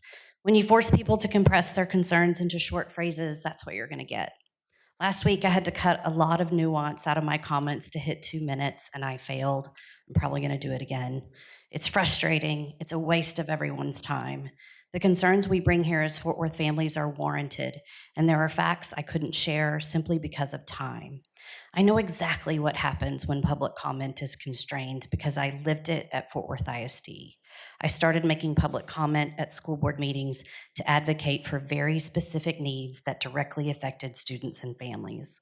When our speaking time was cut, meaningful advocacy became impossible. This is already hard. Public comment should not be intimidating by design. I learned from the most practiced public commenters, your friends at Mercy Culture Church and groups like Patriot Mobile. While families were trying to advocate for classroom needs, those groups flooded the boardroom to fight culture wars, like opposing sex ed. The result was predictable. The voices of actual students, educators, and families were drowned out, and we saw what happened there. That's the lesson I'm bringing here. When you restrict public comment, you don't elevate civility, you privilege the loudest, most organized interests. And yes, I know that can be me. This should be a place where regular Fort Worth families can hear from one another about what's happening in our city and where they can participate easily. A full 3 minutes, virtual participation, and putting public comment first on the agenda ensures that public square actually functions as one. Some of the issues I care about, I wouldn't know about if I didn't hear it here. That doesn't happen in private appointments, it happens in public. And at the end of the day, we don't want sound bites either. We want a community space that values Fort Worth residents. You may not always be comfortable with what we bring here, but if it makes the city more informed, more inclusive, and more accountable, it's worth it. David Rodriguez will be followed by Denise Gordon.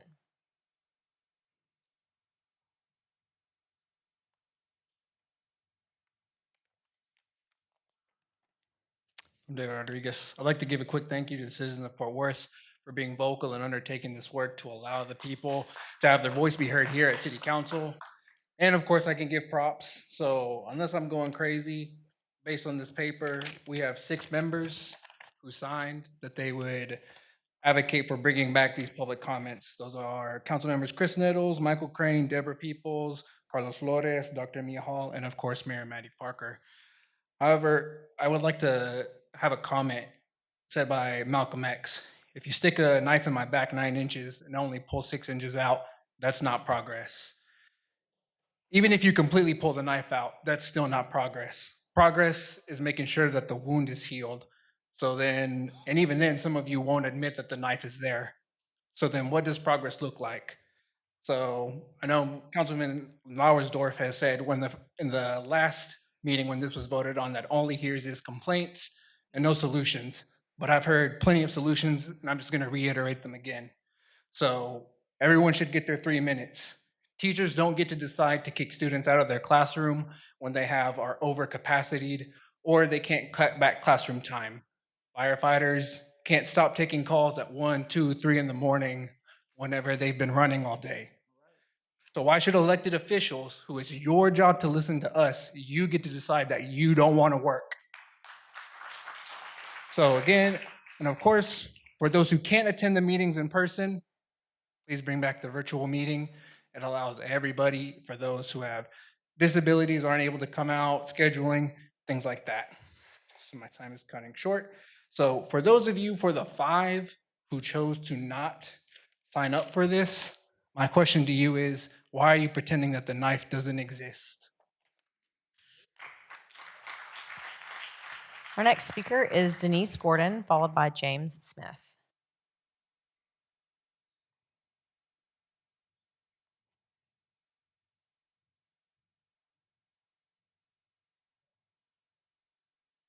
Good evening. My name is Denise Gordon, but if I want to go by my full name, it would be Dr. Denise Gordon de Aguilar, which means I kind of represent several worlds. I did not come with notes. I will not take all the 2 minutes, even though it should be brought back from the constituents that are behind me. And I really would appreciate having the comments first, because I just realized it's night. The first time I came to a city council meeting, it was during the day. But now that it's night, I'm totally night blind, so I got to drive real slow back to my house. The questions that have been brought up in the comments, I have enjoyed thoroughly to see the passion that these people, whether they're angry or they're quiet, it's just extremely enjoyable to see the people of this community. But then when I look at your faces, some of you are nodding off, and you don't seem to be in tune to what the community has to say. So that's it. I appreciate you listening, but for the people behind me, I think you really need to listen to each one of their comments and think again what they had to say.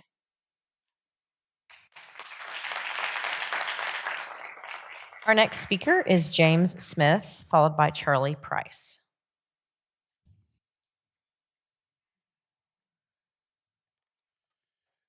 Good afternoon, Council. My name is James Smith. As I begin my 7th year coming to address you, I want to advise you to revise the council meeting for the citizens. I believe that it was because of the city council listening to the citizens of Fort Worth, there was justice for Tatiana Jefferson. I applaud those many citizens of Fort Worth that came here in the hundreds to speak to you on behalf of Tatiana Jefferson. You are to listen to the citizens of Fort Worth, take heed to what the citizens of Fort Worth are telling you, and take actions on what you hear when you hear it. I'd like for you to revise the 3-minute speaking time. My friend George Childs, in his 80 years old, he comes down here to speak to you guys.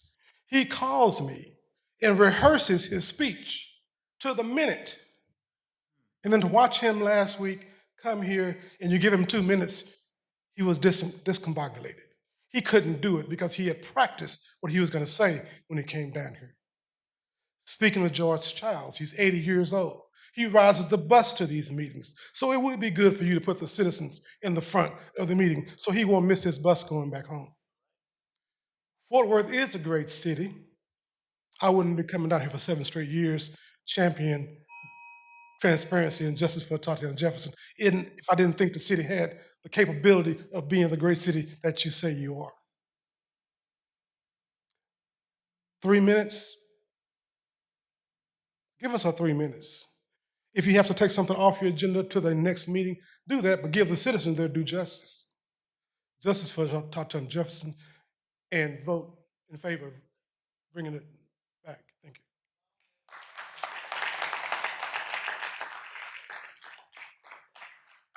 Charlie Price will be followed by Jaziel Henderson.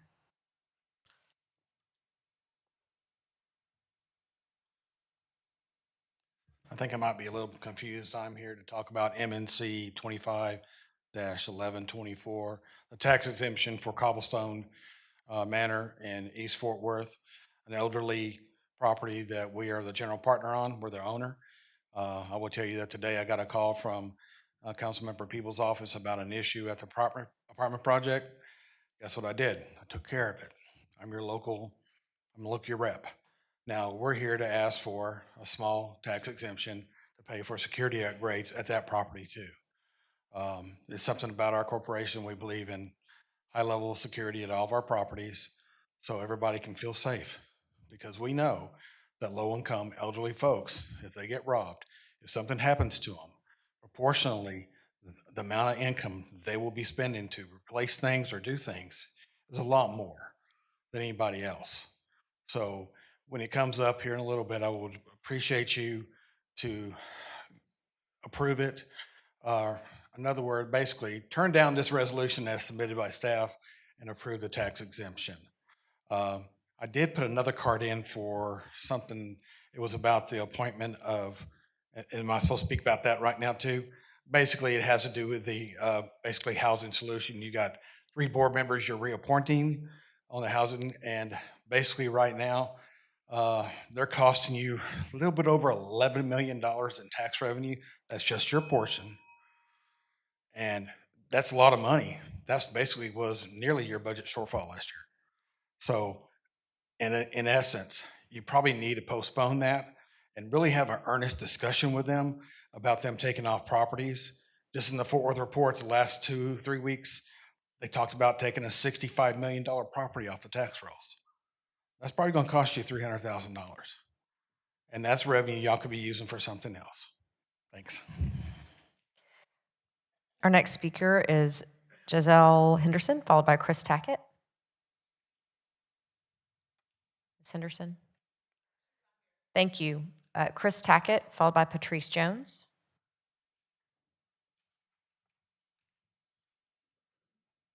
Well, Councilmember Lauersdorf, you did say you'd never see solutions come out of public comments, and this proposal is a solution that came from public comments. You're not on the letter. I hope you vote for this resolution tonight, but it makes a lot of sense, right? Bringing back public comments in every single one of our meetings makes sense. Councilmember Flores, you spoke when we talked about public comments the first time about how people waiting until the end of the meeting was problematic, right? When it used to be part of every meeting. And the other piece of what I proposed in October that fits the bulk of what we're talking about today was that the public comments should be at the beginning of the meeting. It lets people plan for what's coming, know what they're doing, and work through it. And in that spirit, look, the idea that when you sign up for public comments, you should have some sense of where you are in the queue, right? If you're the first one, the 15th one, the 35th one, whatever it is. I mean, when I go to buy tickets on Ticketmaster, it'll tell me I'm number 4,321 in line. And it will continue to reduce until I get to go buy my tickets. The idea that when you sign up for comments, I know our information's going into a form. We've got some really smart IT people in the city of Fort Worth to be able, in your confirmation, to let you know this is your 24th, so that people have the idea and the ability to know when they need to show up at the beginning of the meeting for their public comments, and they know where they'll fall inside that. I am fully in favor of this resolution. I would love to see a unanimous vote for this, but regardless, I am glad people are getting their voices back. Thank you. Our next speaker is Patrice Jones, followed by Jessica Irvin.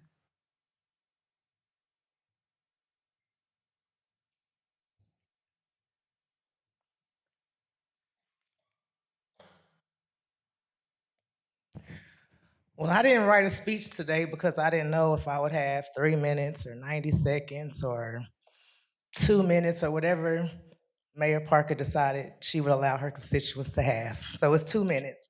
I got like 4 things to cover. First thing,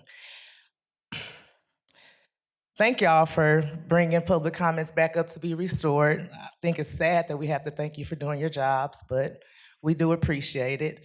I also really want to thank the community for mobilizing around restoring public comments because we know that it was us, the community, that really made this happen. So shout out to the community.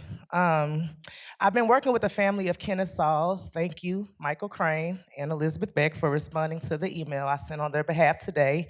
Kenneth Sauls, his twin baby Samaria Sauls, was mysteriously, she mysteriously died at the hospital like a month after being born, and they're not getting any answers from Texas Health Methodist Hospital. So they have organized a protest that will take place this Saturday at the hospital at 12 noon. Community, please come out and support them. Mr. Sauls is actually going to be coming tonight, so I will be happy to introduce you, Michael, Elizabeth. If you want to meet him today, he'll be here in a second. Then next 40 seconds for Carlos. Carlos, I cannot believe you had the audacity to come to the community conversation addressing the reduction of gun violence.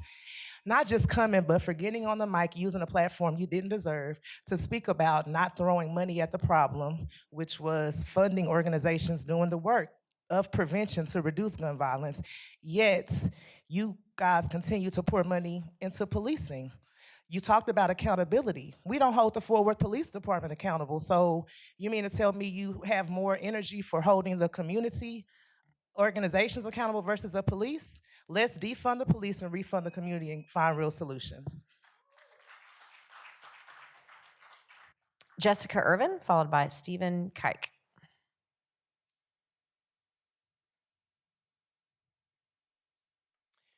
My name is Jessica Irvin from District 5. First of all, I would like to thank y'all for considering to bring back the public comments.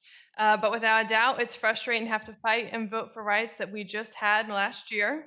I wish this time and energy could have been used to help move our city forward and address time-sensitive needs in our city. And in addition to increasing the amount of public comments, I just urge you to bring back the virtual participation option. As a working parent of 2 young kids, it's extremely difficult for me to make it to these meetings in person, and that is even with many privileges like a vehicle, a flexible work schedule, and local family that can help with childcare. As most of us know, childcare options are usually around $20 an hour. Many families cannot just drop $60, $90 on childcare for the evening, not knowing when they're going to speak, how much time it's going to take. Just to make their voice heard. If we want to make sure all voices are being heard in our community, we should be sure to provide virtual speaking options for working families, caregivers, individuals with disabilities, those with transit barriers, or just they cannot make it for the evening, but still want to have their voice heard. Residents who can't attend in person still deserve access to democracy too.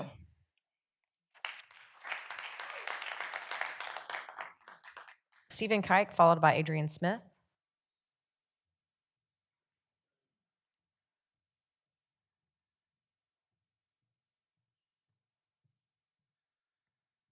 Hello, I'm Stephen Ketz. And sorry, I was supposed to, in parentheses, I was going to say how to pronounce it, and I meant to do it last time and didn't do it this time. I wasn't going to write anything. I was just going to kind of talk off the dome here because I hated the fact that I'm just looking at my phone instead of looking at you guys. You guys are, here to hear us all talk, not necessarily look at our phones. We're not here to look, here to see you guys look at your phones either. I'm in favor of this. I don't want to take up the whole time. I think Chris, Wesley, Jessica, they can articulate my position better than I probably can articulate my position on why we should adopt this revised calendar.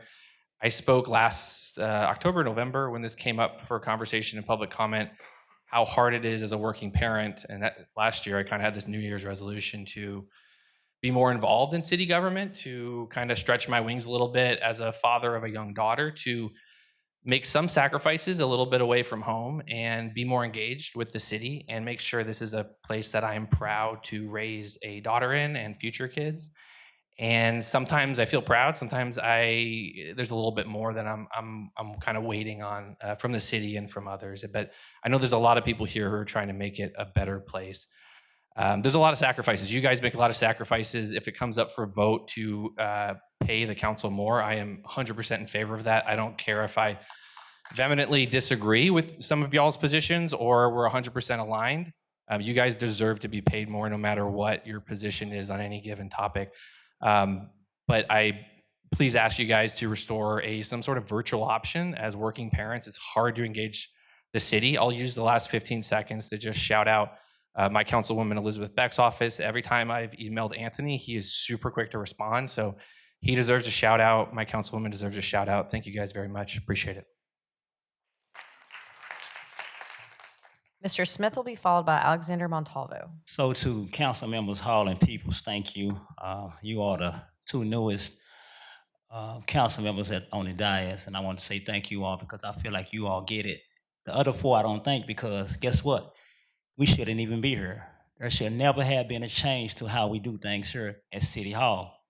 So to the other four, you don't get no thanks from me. And for the ones who didn't sign off on it, shame on you.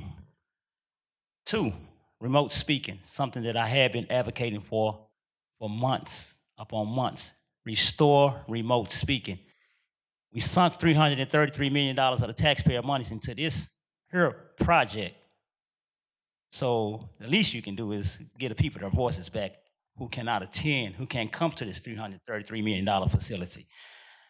Agenda items versus public comment. Here is the Commissioner's Court agenda. You know the difference in the Commissioner's Court agenda and the council's agenda? You can sign up to speak on however many agenda items you choose to. You're given 3 minutes, whether you're for or against.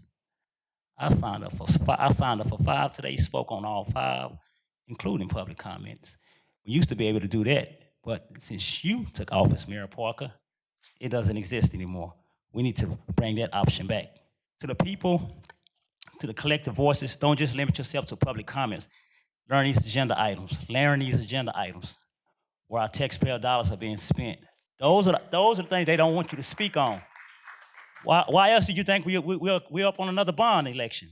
Because our money is being wasted by way of a vote. No discussion, just vote, vote, vote. By a show of applause, how many of y'all signed up with the Mayor's Podcast? Crickets. And in closing, in the words of the late Thomas Tolankasi, we're David, you're a Goliath. Alexander Montalvo, followed by David Martinez.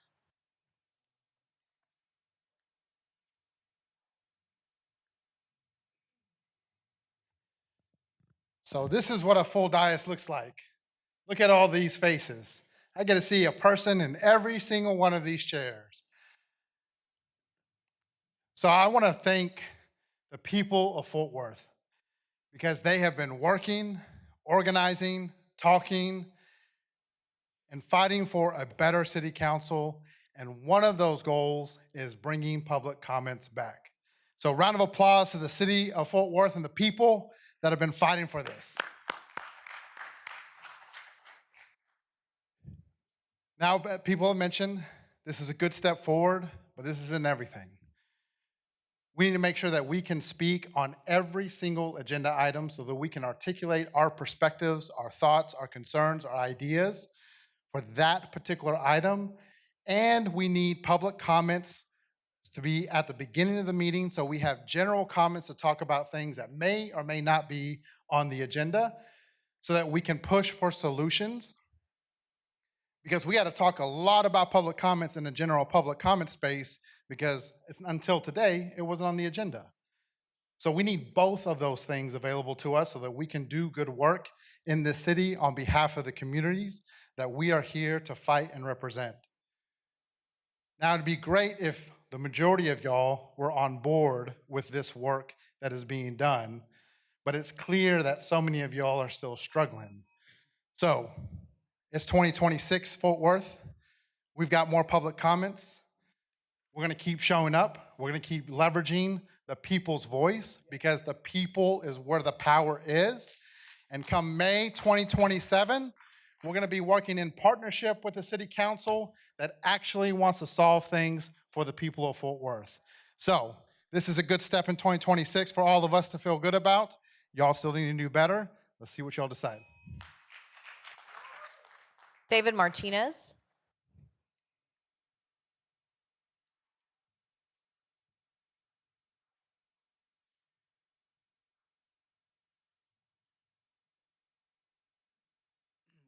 Good evening. First of all, I want to apologize for the last 2 times me using profanity. I do apologize. It's very important because I am the only Native American voice that comes here to speak. So I guess it all on my shoulders to represent the rest of the Native American community in Fort Worth. So, and I do apologize for that. I will not be using profanity or stuff like that again. But I'd like to also tell you something.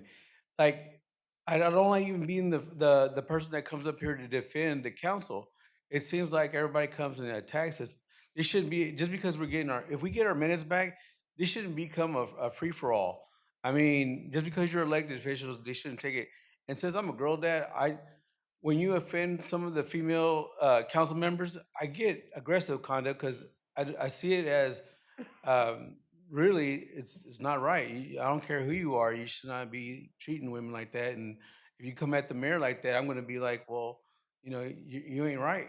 And so that right there, we still need to conduct ourselves and represent our communities. If we're going to be out here speaking, it's up to us to check ourselves, and then for the community, the ones that cannot make it, we have to remember that we represent them and the people we live, our neighbors that can't come here. So that's one of the things I wanted to bring about. But on a lighter note, why does it have to be on Tuesday? Taco Tuesday is Tuesday. We can have it on Meatloaf Monday. I go to Luby's, has meatloaf. They run out by 3, so I'm already gone out of there. But things like that. I don't know. I mean, maybe because I like tacos. Who don't like tacos? But anyways, I just wanted to leave on a good note. God bless everybody. Thank you. Council, that's the conclusion of our speakers. That gets us, Council, to CP-335. Before we have a motion, Mayor, I want to read one quick correction into the record on the resolution. The date of the December work session should be December 1st, not December 3rd. Thank you, Jeanette.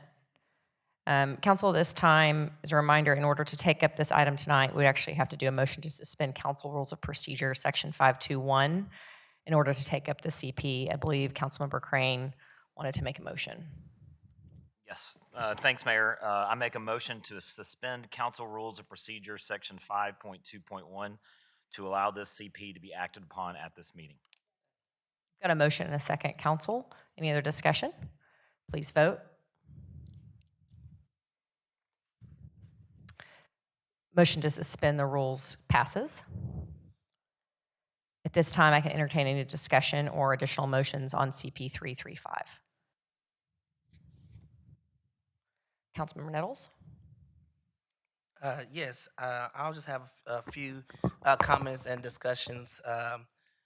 Want to again thank the citizens of Fort Worth, those of you who have come out to speak about public engagement. I think it's very important because we need to hear from our citizens on every issue that we have coming across this dais. And so it's important to me that we put public comment back in the voting meeting when all council is here. I think that was quite important. I mentioned this. This was an idea that we had during October when it was voted down, that we put public comment back in the meetings. I do remember the days when public comment was part of every meeting, every Tuesday. I remember the days sitting on the floor during the SB4 vote till 1 o'clock in the morning. I remember those days, and those days were when the community came out to speak their voices for this council to hear. And I strongly believe that we all signed up to do this. We signed up to listen to the voices of the people and to represent you. And the only way that we can represent the people is by hearing from the people. And so, again, I want to appreciate also Chris Tackett for laying out a platform of ideas for public comment. Also working with Councilman Crane. And so I've listened to a lot of the concerns tonight. And I will tell you this, that I know it's hard to articulate certain things when you're just trying to get one piece of the pie back. And that piece of the pie back was to increase the public comment back to twice a month. And so prior to tonight and prior to last week, I didn't hear but Chris talk about putting the public comment at the top of the agenda. So that's why you don't see this in this CP. As well as historically, it has never been at the top of the agenda. That is something I'm willing to explore as we continue to move forward in discussion over the this next couple of months. The second thing, it was disheartening to have time cut. I believe I was not aware that that was part of the resolution in the last resolution we voted on the council meeting. I voted against the whole thing, so it didn't matter at all. But it was part of the process and procedures. And so in a minute, I'll have a question for Leanne according to that. But during that vote, when we voted, when the council voted to adopt the council meetings, it gave the right that if there's an hour of speakers, that the time must automatically be limited. I don't agree with that. I think that we all should have our 3 minutes. I have been on the other side working on speaking to this council.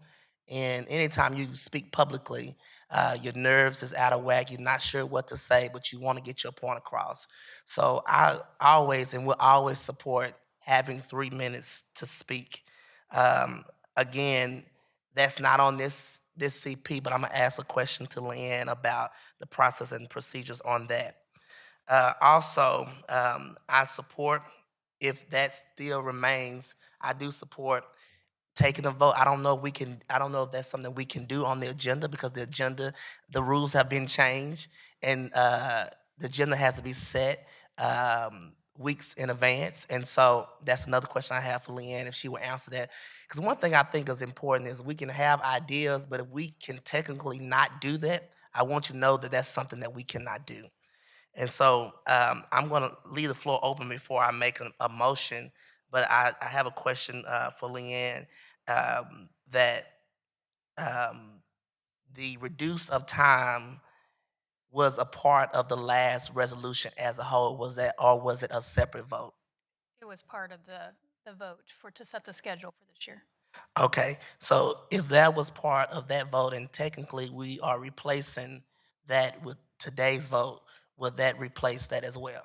No, it was a specific change to the rules of procedure for the council, and so it actually changed those. And nothing in this resolution today, or this CP today, would take that away or change it. So it will stay in place. Okay. Okay. I think I had another question for you. Let me just repeat because I don't think a lot of people heard. What I said was that nothing in the CP today will change the part of the rules of procedure for council that were amended at the last vote. So that is not addressed in the CP. It is just the schedule portion. Okay. And I want the council to have a discussion about that. I think we supported, before we had that, I think we had the option of having a discussion among if we thought we was going to lose quorum, and I think we've done that effectively over the years. So I think that's something we can revisit or amend, but I want to hear from the other council before we do that.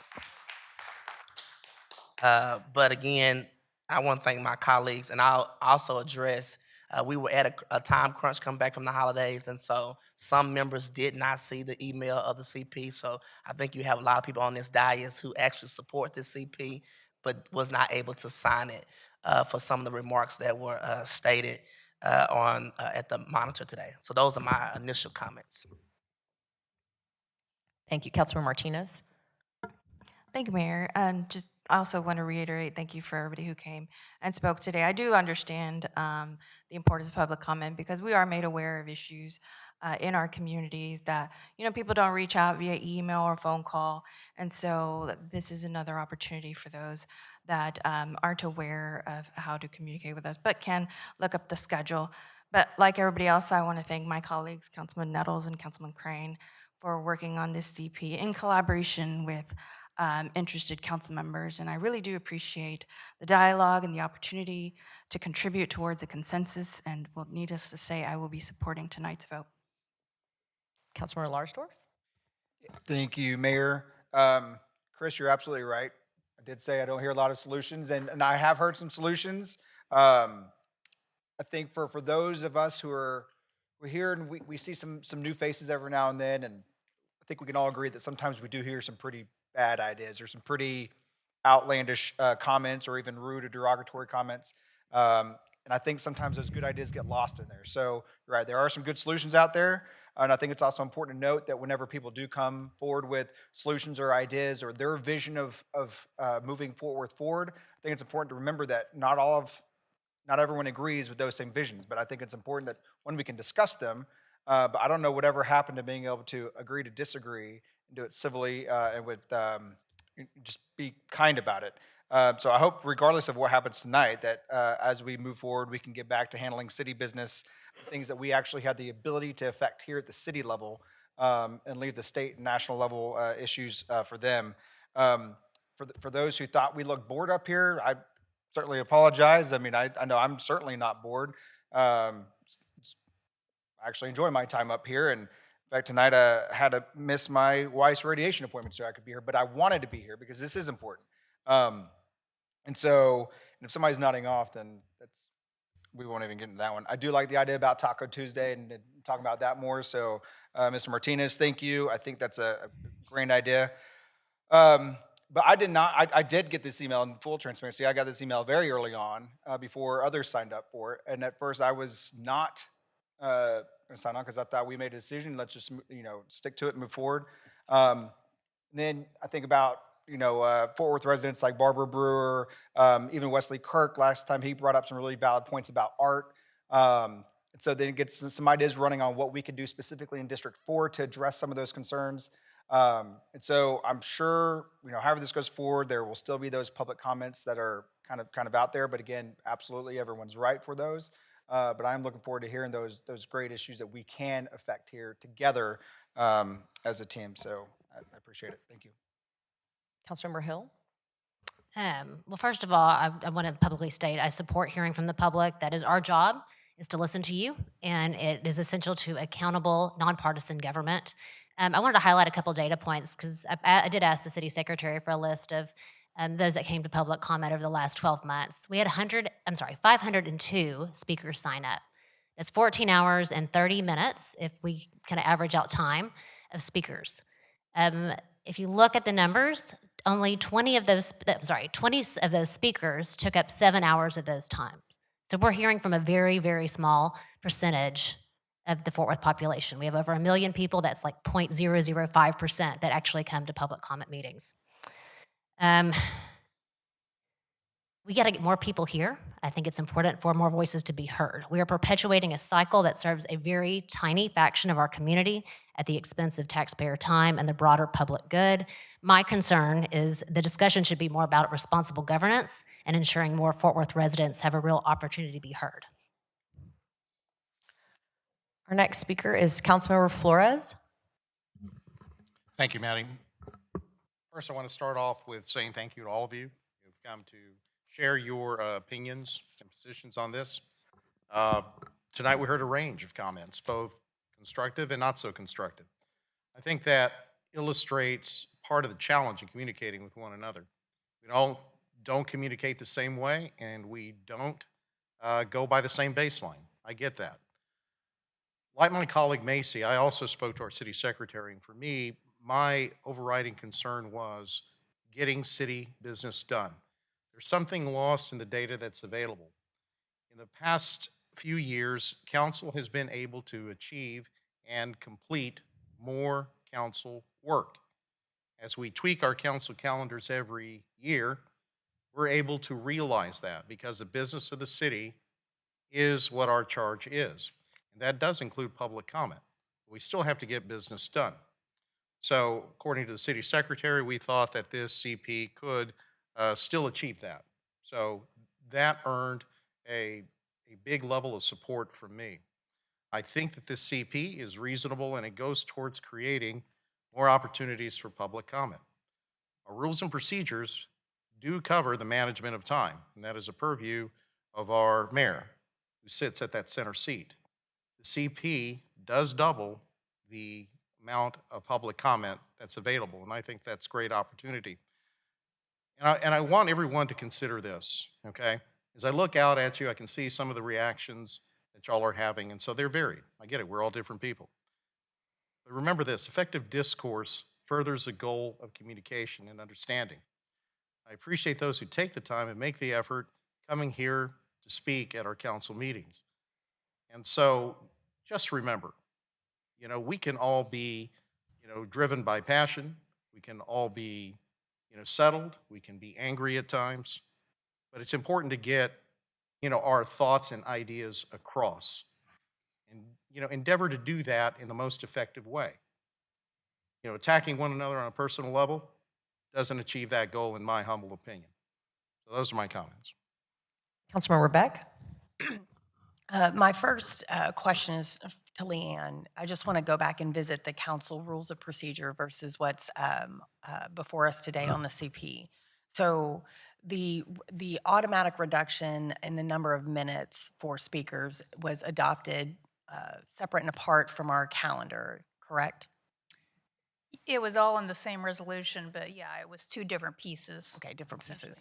So would it be appropriate today if we wanted to also change that rule of procedure to require, well, one, can we require a vote on the reduction of minutes? Is that allowed by law without it being on the agenda? Like, is there a procedural way that we could do Yeah, that? I think you can make a motion to add that tonight.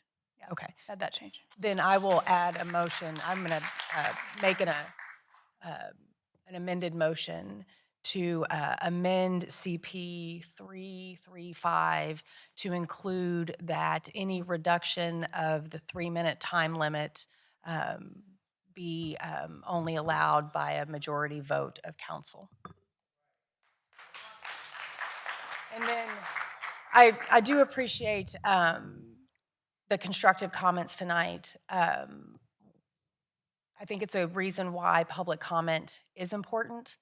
The one thing that I heard consistently was, and what really struck a chord with me, is not knowing how much time you have to speak and that volatility and what that means to your remarks. I can speak for 60 seconds, 3 minutes, 10 minutes. If you give me a time, I'm a professional. So are most people up here on this dais.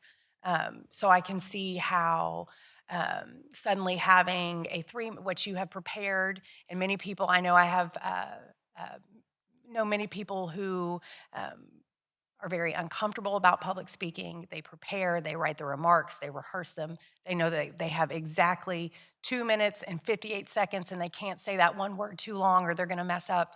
And I think that we owe it to those people to have some more consistency. And, excuse me. And if we're going to reduce that time limit, we owe them a reason. It shouldn't be just automatic. So I would ask that all of my council members here join me in that amendment to this motion so that we can have more transparency in the process of reducing that time. Thank you. Any other? Oh, Go ahead, sorry. Councilmember. I want to say that I think tonight's vote is about growth. And it's about growth for this council, and it's about growth for this city. I don't always get everything right the first time. Those sitting to my left and right don't always get things right the first time, whether that's a vote we take here on council, a conversation we have with a constituent, the things we do at home with our family, the things we say or do with our family and our friends. But what makes growth is admitting when you got it wrong and doing the work to get it right. And so tonight, what you see here with this vote is our growth as a council, realizing that we didn't get it right, listening to the voices of the people, and doing our best to try to make that right. And so for that reason, I'd ask for a second for my amendment and for my colleagues to join me in voting for this particular CP. So I've got a motion and a second on the alternative motion for CP 335. Before we vote, is there any other discussion or commentary from the council? No? You can vote.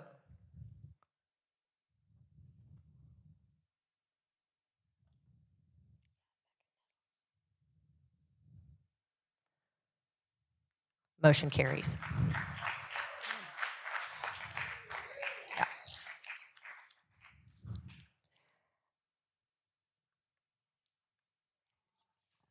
Mayor, we should now take a, unless there's another amendment, take a motion on the main motion from Nettles as amended.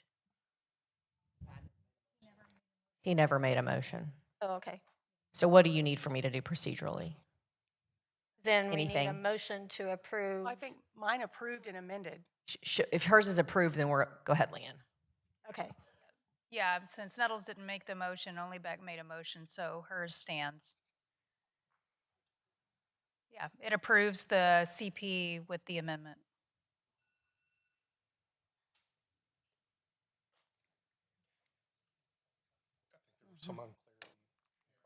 Councilmember Flores. Some clarity here because my vote was predicated on a proper vote that the council took specific to rules and procedures. Maybe I'm not fully understanding, what just happened, but can you articulate it a little more clear to me? So there was no motion on the floor, so the only motion on the floor was from Councilmember Beck, who was motioning to approve the CP with the amendment to have the 1 hour time deal only be by council, the full council approval. So that was it. So Councilmember Crane. I think there was confusion on what we were voting on. So I think since we have voted, we do have the ability to rescind that vote with a vote, right? And then re-vote again on maybe 2 motions or, okay. Yeah, it'll still be one. I mean, If people don't want to do that, it's fine, but I just want to make sure everybody that wanted to vote a certain way got to vote a certain way. And what I'm hearing from Carlos is you thought he was confused. And see, This that's is all- part of my confusion right there because. Well, in his defense, if you thought there was a motion on the floor already from Councilmember Nettles, that procedurally would have been confusing. I can see that. Yeah. Councilmember Hall, did you have something? Go ahead. Clarifying. So I got it. Okay.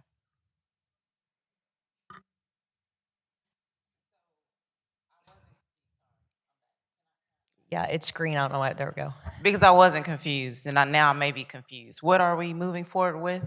Because I understood, and then I heard you repeat it, and then we voted. Yeah. So It's now this, what it's are we the going to original do? CP that was presented to council. I'm not confused about that part. No. I'm confused about part B, which is what we're doing now. Right. Well, we're discussing because I think there was some confusion by council members as to what they were actually voting upon. And what was voted upon and passed was the original CP that was presented with an additional amendment by Councilmember Beck that pertains to the rules of procedure, which changes back to the way we change amount of time allotted as a council when speakers are beyond 1 hour. Are we amending rules and procedures or are we amending the CP? Both. Both. That's a 2-part. We voted for it the same way that I'm we looking did at last Leanne time. for clarity.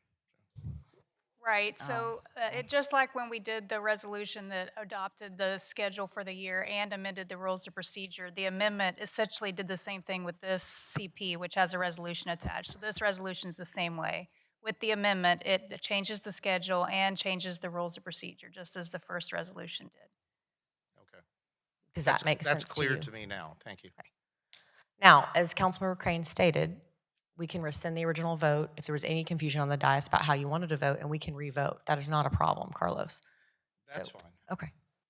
Okay, so why don't we do that? Why don't we rescind the original vote? We now have more clarity. Any other questions from council members allows them to vote as they'd like to. Doesn't hurt anything.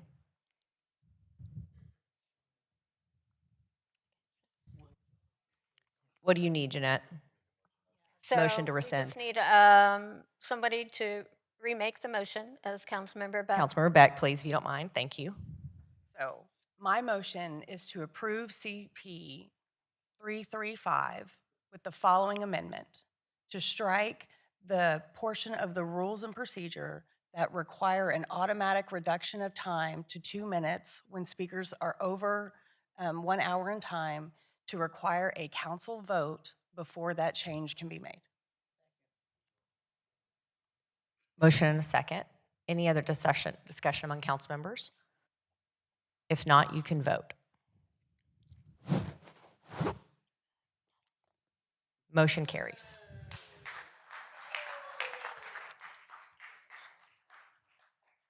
We're going to move to 265701, Board Appointment by District 3. Councilmember Crane. Second. Thank you. Mayor, request for your consideration to appoint the following individual to the board below with a partial term effective January 13th, 2026 and ending October 1st, 2027. Colby Adams, partial term, City Plan Commission. The respective application and resume are available upon request. The original copies will be maintained in the city secretary's office. Got a motion and a second. Council, please vote.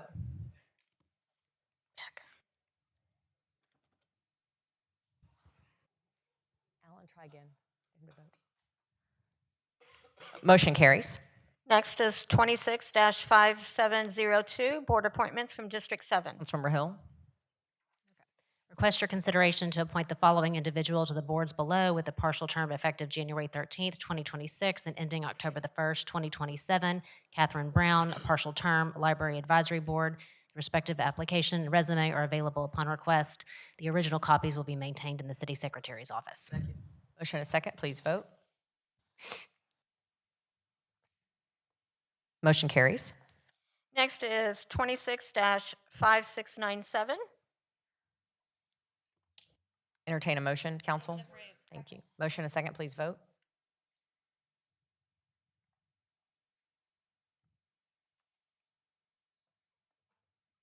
Motion carries. Next is 26-5698. Motion and a second. Please vote.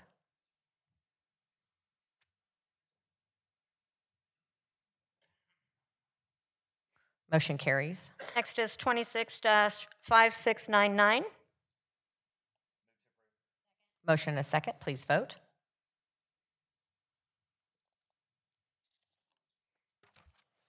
Motion carries. Next is 26-5700. Motion and a second. Council, please vote.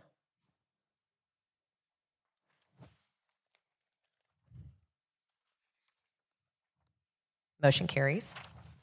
Next is 26-5708 with one correction to remove April 21st as an early voting date per Secretary of State's office. Councilmember Beck. Can I move to deny this particular? If we deny it, does that mean Alan stays? Then I will move to approve. Motion to approve in a second. Please vote. Motion carries. Next is MNC 25-1183. Thank you. We have one speaker on this, Adrian Smith. Not present? Okay. Second. Motion and a second. Please vote, council.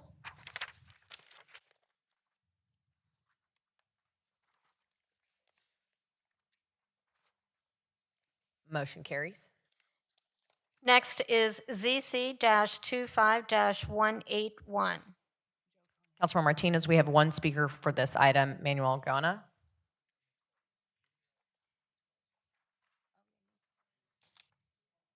Come to this middle one if you don't mind. Thank you.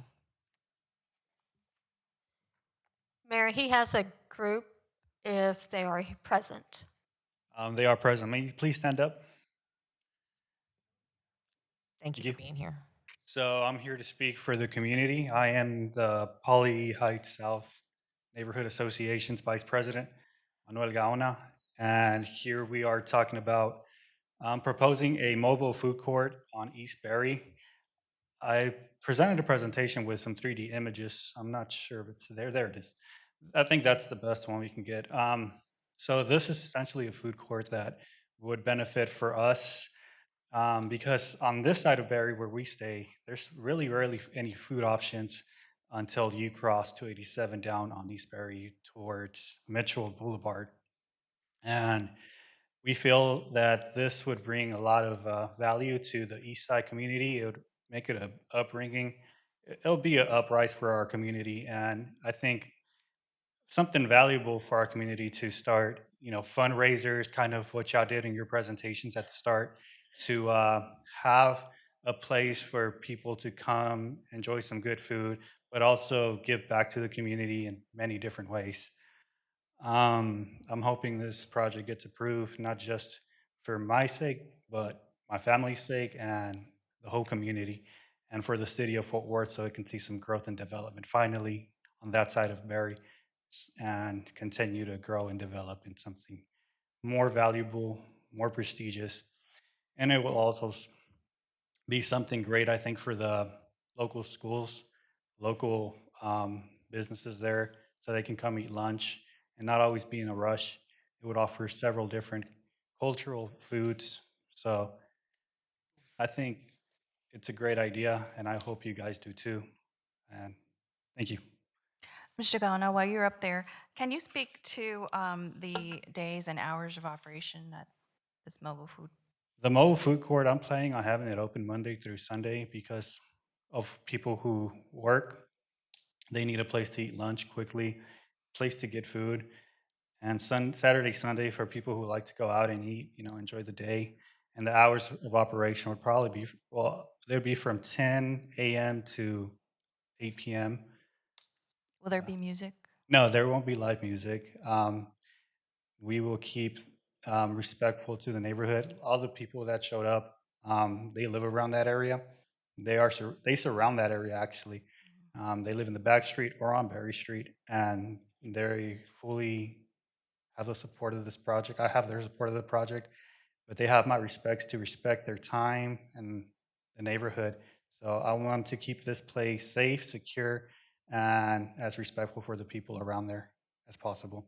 Well, first, congrats on your election to the Poly Heights South Neighborhood Association Board, Executive Board. And so those who are present here today are neighbors that live around the property where this development will take place? Yes. Thank you, that's it. Is there anybody here from zoning? I know that this was recommended for denial, and I just want to hear why.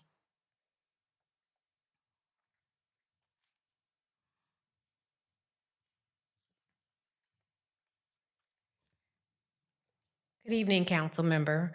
So there were several waivers that this particular development was requesting. And so that is what led to staff's recommendation for denial. And that was also in addition to it being so close to single family neighborhoods. What waivers were there that caused the concern? So some of the waivers that were requested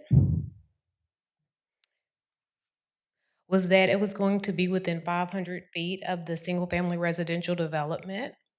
Also, they were requesting a waiver of the fencing requirement and also a waiver for parking. Fencing on the back end or on the Yes, sides? fencing in the rear. Okay, and so waiver for parking, so there will be how many Yes, so they were parking wanting spots? to have parking in the supplemental setback, and parking is not allowed in the supplemental setback without a waiver. Okay. Can you confirm how many letters of support they received?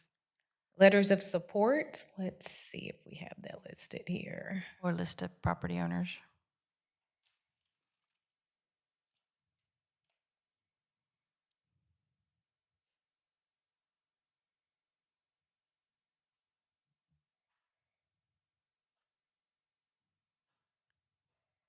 Sorry, I have to pull that up on another file.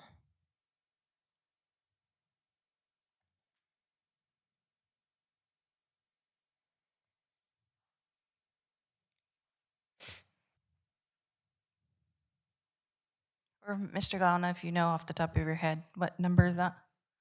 Let's see, support petition. We have a support petition here.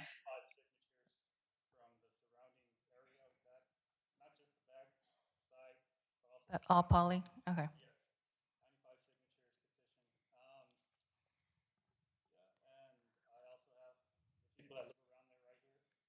Letitia, I think I have all I need. Thank you so much. So, I'm just really excited that the Poly Heights Neighborhood Association, Poly Heights South Neighborhood Association is supportive of this development and zoning case, and we're going to bring some great food to that area and be adding third spaces here in District 11. So I motion to approve ZC 25181. Motion and a second, council, please vote.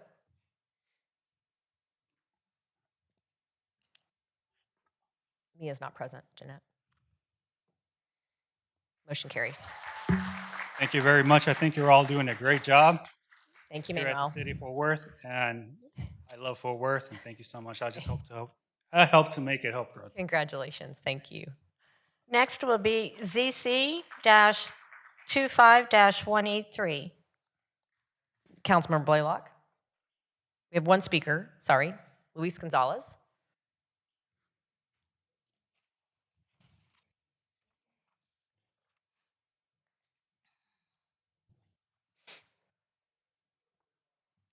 There's no notes.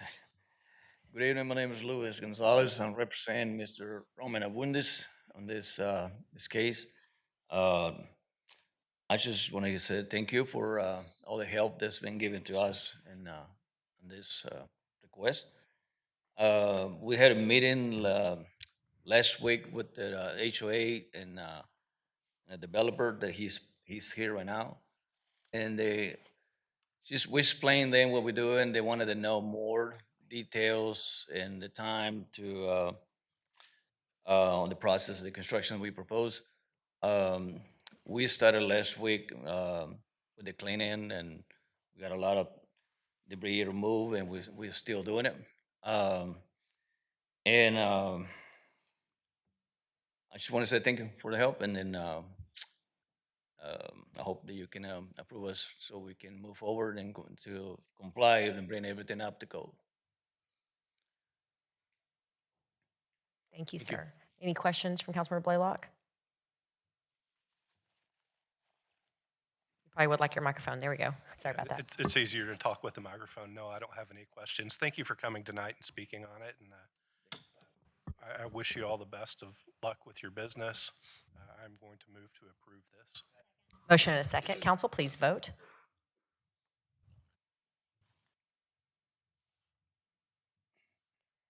Motion carries.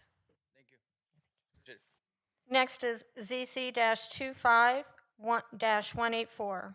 Councilmember Nettles. Yes, Mayor. I know we have some speakers. I did speak with those that's speaking tonight, other than speaking against. I'm going to continue this case to February the 10th to the zoning case meeting. Okay. Thank you. We've got a motion and a second on those. I'm going to check with speakers first. Our first speaker signed up is Rhett Bennett, followed by Bob Riley. No speaking. Okay. Letitia Wilburn. You'll wait. Okay. We've got a motion and a second to continue the case to February 10th. Council, and a second by Councilmember Crane. Please vote. Motion carries. Next is ZC-25-186. Motion and a second. Council, please vote.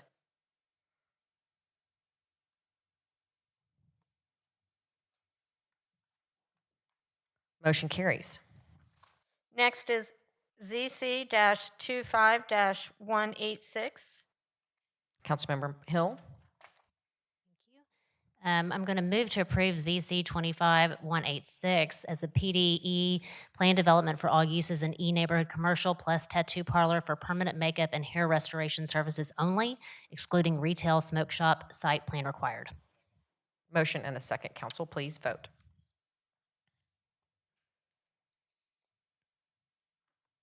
Motion carries. Next is ZC-25-189.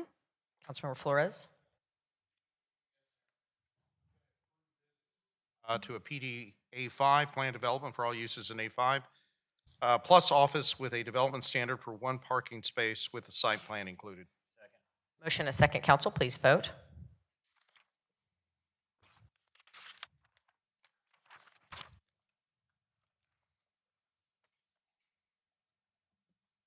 Motion carries. Next is ZC-25-191. Councilmember Peoples, we have a few speakers on this item. The first is Joe Trinkle, followed by Dan Hayes.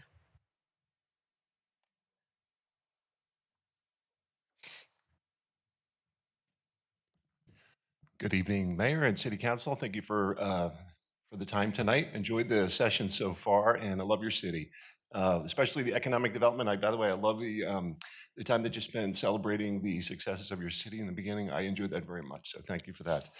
So I'm with Outrigger, a company that does industrial development and working on some retail, and we've done other types of projects around the country. We're here to request your positive decision to return the subject property to its former industrial zoning so that we can invest $80 million of new economic development. $80 million, that's worth probably 40 or so Chick-fil-A's with a lot higher paying jobs and frankly, a lot less traffic in the area. So there's 6 reasons why I want to share with you why I think you should vote for this rezoning. One is the current zoning urban residential is not really economically viable as demonstrated.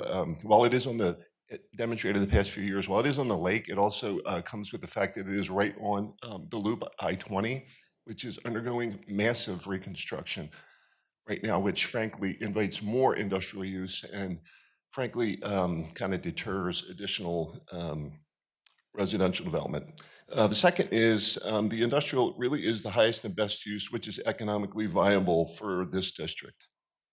The third is we're actually going to reduce truck traffic because what's there now is a lot of tractor trailers that come off and go down Wilbarger Street and park, and we're going to put buildings there, and we're going to increase the tax revenue. So we're going to improve Wilbarger Street. We're going to make it safer. We're going to light it up. We're going to make more landscaping. The neighbors just to our north almost unanimously support us. And of course, you're going to hear from a lot of vocal objectors who are from different parts of the community. And very lastly, this project will bring approximately $20 to $25 million of tax revenue over the next decade, most of which will go to the school district. Thank you. Our Thank next you for your time. speaker is Dan Hayes, followed by Angela Norwood.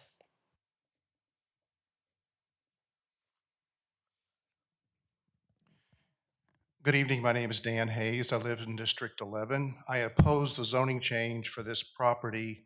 The scope of this zoning case affects everyone in East Fort Worth who would enjoy a lakeside view. East Fort Worth is blessed to include the western shoreline of Lake Arlington. The lake is an important asset for water supply and recreation. The Arlington side of the lake showcases this well with a golf course, 2 city parks, large homes on heavily wooded lots with private docks down to the water. By contrast, much of the Fort Worth side of the lake includes a power plant, 6 gas wells, warehouses, vehicle yards, and a small park with a few amenities. The city of Fort Worth has recognized the disrespect for our side of the lake from past short-sighted decisions and has made efforts to claw back some of the land that's become available. If you look at the slide there, you'll see that. Over 175 acres have been purchased in recent years to begin to patch together something resembling a proper shoreline. Meanwhile, we have this zoning case which runs completely counter to those efforts to enhance our side of the lake. As late as 2016, most of the property in this case was heavily wooded.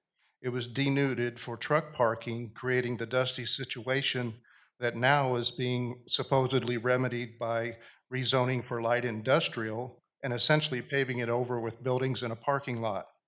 Surely there are better places to put a light manufacturing facility than right on the lake, on the shore of the lake. I can't think of a clearer example of an improper land use for lakeside properties. Lakes are to be treasured in any community, and that includes the only large lake in East Fort Worth.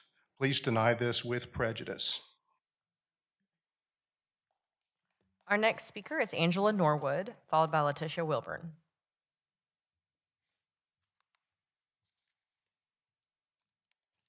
Good evening. My name is Angela Norwood. I am the president of the Carver Heights East. I'm here because I'm very passionate about this area. I grew up in this area. And as they said earlier, it is a disturbing difference between the Fort Worth Lakeside and the Arlington Lakeside. On the Fort Worth side, there are 6 gas wells, electrical plants, and plenty of industrial sites.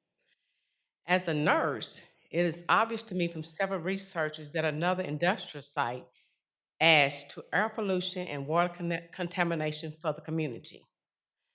The gas wells creates significant health risks for the community.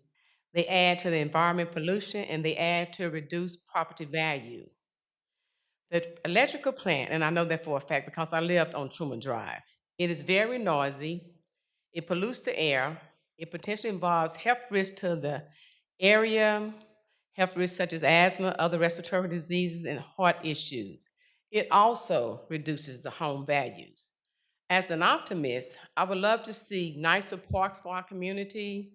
I would love to see a better amenities for the community, things that would help to increase the home values over there and reduce the air pollution and the bad water conditions over there. And for these reasons, I am opposing the industrial site. Thank you.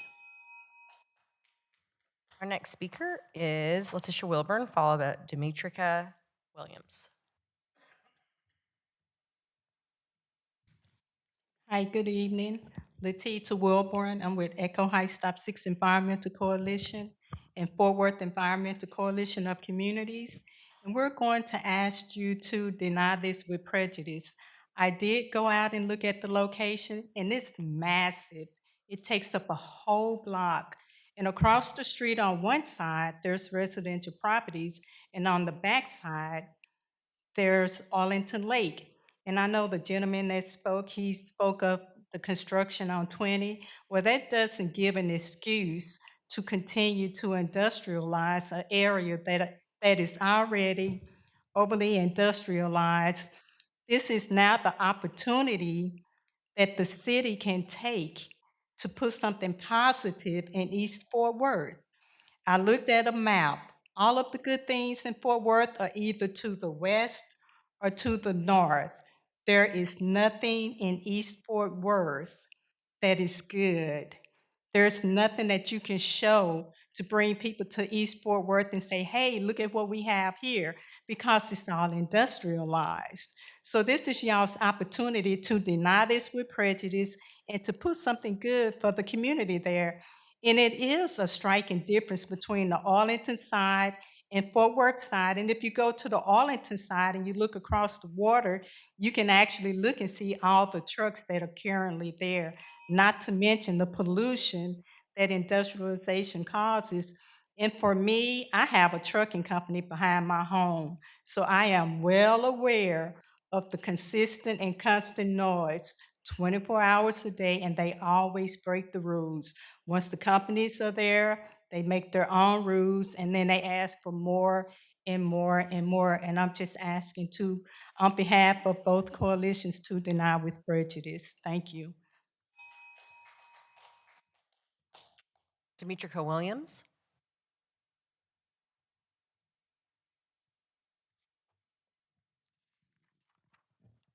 Good evening, Mayor and Council.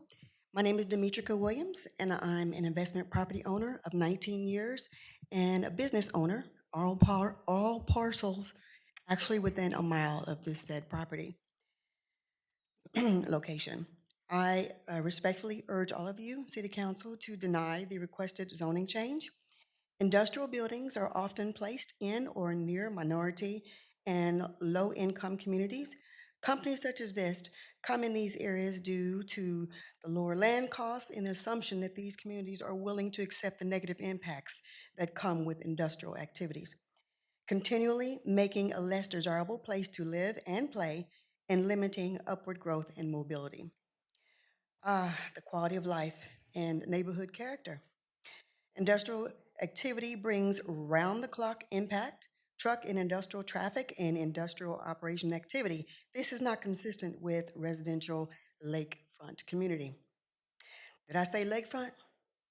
Industrial developments like this near or on lakefront property of this scale raises real questions of potential and uncertain risk involving stormwater runoff, air pollution, and long-term risk of lake water quality. The uncertainty around air quality, water contamination, or soil contamination impacts. On a more personal note, this zoning change can depress property values, discouraging better home investments and future limit upward mobility in a neighborhood that deserves reinvestment and respect. I ask Council to consider this, compare this side of Arlington Lake to the other side, and there's a stark difference. 3,000 to 8,000 square foot homes with boat docks and beautiful lake views. Owning a little under 22 acres of myself, purchased I'm sorry. Thank you. Thank you so much. Councilmember Peoples, that is the conclusion of our speakers this evening on this item. To speak tonight, whether you were for or against. And so, Mayor and Council, my office heard from many longtime residents to recently moved families and small business owners opposed to this development via email, telephone, and at community events that I attended, including churches through the holidays through today. Many of these residents could not attend in person, but more than 50 reached out to my team and the District 5 office. Some personal comments for our residents range from, please take measures to mimic Arlington's approach to the lake instead, stop degrading the natural area with industrial uses like warehouses, vehicle yards, and gas wells, and stop dumping in our neighborhood. But no one was more persistent or passionate or impactful than an amazing resident who lives across from that site, Jo Ellen Matthews, who came tonight with her service dog, Sissy, to tell us that she said, I live here and I don't want to leave. Jo Ellen, it is your passion and your persistence and the fact that you live right across from that site that leads me to agree with the Zoning Commission's denial of this project and to reject industrial proposals that threaten Lake Arlington. I support a high quality of life for all residents, and I want you and Sissy to know that the 40-something years that you have lived in that site matter to me and matter to the rest of the residents. So, Mayor, I move to approve that we approve the denial of this site. Motion to deny and a second, council. Any other discussion? Please vote. Motion carries. Thank you. Next will be ZC-25-192. Councilmember Beck. Got a motion and a second, council. Please vote.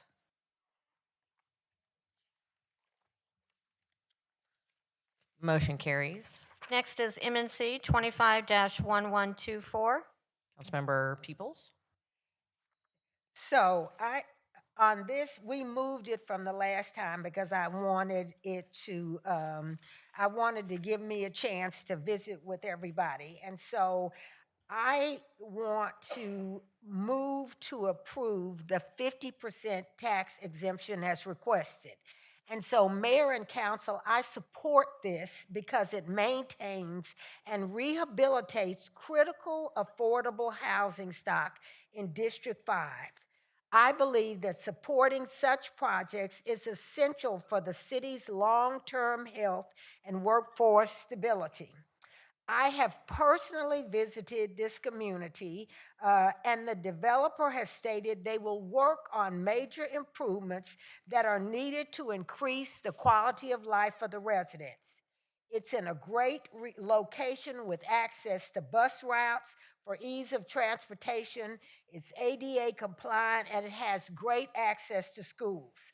It's a quality property with a great location. It has access to freeways and the ability to travel to jobs in the Metroplex. I believe it's beneficial to the district and the city of Fort Worth, and ask that you support it because the housing stock is needed. I support it this year, and the vote is only for 1 year. They have to come back again next year. Therefore, I move to approve the 50% tax exemption as requested. Thank you. Move to approve to deny the denial. Yes. You're moving to deny the denial, which ultimately will approve MNC Okay. 251124. Thank you, Mayor. I'm No problem. moving to approve to deny the denial, which would approve the 50%. Leanne, you're telling me just to stop? No, she's good. No, she's good. Jeanette will stand up if Which she's would upset. approve the 50% tax exception as requested. Yes, we're good. We're You're good. approving Okay. the item. Okay. Okay. Got a motion in a second, council. Thank you. Councilmember Hall, please vote. Oh, Councilmember Baylock, do you have something? Go ahead. A vote of yay in support of Deborah. Yes, a yay is in support of Deborah's motion. Thank you for clarifying. Thank you, Mayor. No problem. We got it, I think. Carlos, try vote. There we go. Motion approves. Motion carries. Next is MNC 26-0010. Motion in a second, council. Please vote.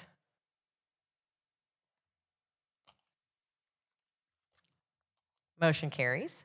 Next is MNC 26-0013. Motion in a second. Please vote.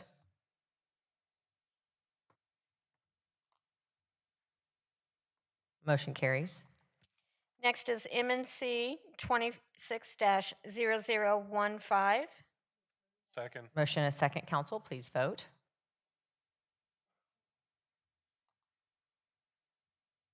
Motion carries. Next is MNC 26-0054. Councilmember Martinez. Sorry, there we go. Okay. I move that the Fort Worth City Council adopt a resolution authorizing use of the power of eminent domain to acquire .133 acres in permanent water easement and .204 acres for a temporary construction easement from real property owned by DAD USA Investment, Inc.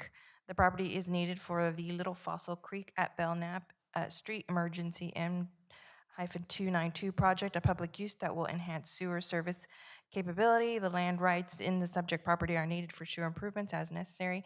The property is located at 5302 East Belknap Street, being Lot 1, Block 1 of the JW Acres addition, an addition to the City of Haltom City, Tarrant County, Texas. Property interest to be acquired is described by meets and bounds and depicted by survey exhibits attached to this mayor and council communication. Got a motion, council? And a motion, a second. Please vote. Motion carries. Next is MNC 26-0056. Councilmember Flores. Yes, thank you, Mayor. I move that the City of Fort Worth Council, adopt a resolution authorizing use of the power of eminent domain to acquire a fee simple interest in approximately 9.406 acres from real property owned by NRCT Diamond Hill LLC. The property is needed to construct the Lebo Channel Mitigation Project, City Project Number 103061, for channel and culvert improvements at Northeast 36th Street in connection with the Upper Lebo flood mitigation improvements. The property is located at 3601 Dean Road, Fort Worth, Tarrant County, Texas 76106, and being part of Lot 1, Block 1, Diamond Hill Townhomes Edition, part of the S. Gilmore Survey, abstract number 580, Tarrant County, Texas. The property interest is to be acquired and described by meets and bounds and depicted by survey exhibits attached to this mayor and council communication. Second. Got a motion and a second, council. Please vote.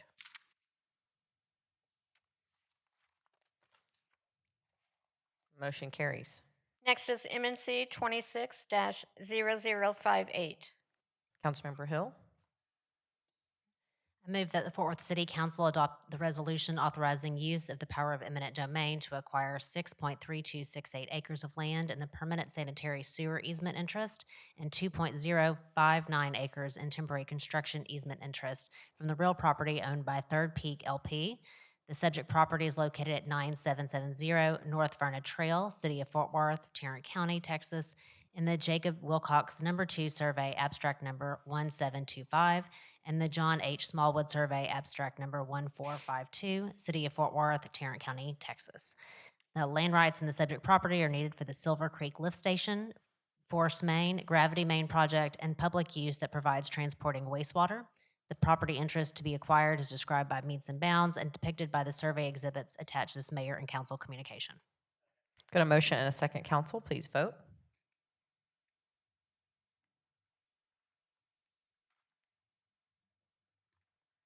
Motion carries. Mayor, that concludes all of the action items. Okay, so that was our cue. That is the clue. Okay, that was funny, but I do want to take a pause for just a second because this is important.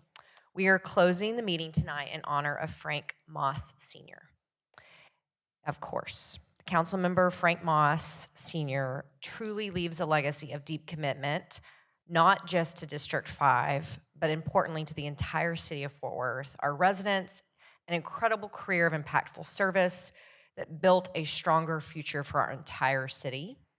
As I joked at his beautiful service, he was a glutton for punishment because he served on this dais twice. He served in 1998 to 2004 and again from 2007 to 2013. When someone called him for service, he answered. During his time as a council member, he had so many different accomplishments, but importantly, he championed neighborhood redevelopment, revitalization, and public safety. Many in this room and on this dais were blessed to call Mr. Moss a friend and a mentor.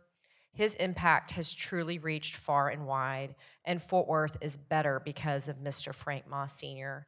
And to my council members, we will invite the family to come and be recognized at an appropriate time this spring, and I'll work with Councilmember Peoples' office to organize that. But I thought this was important tonight to close the meeting in his honor, of course. Meeting is adjourned.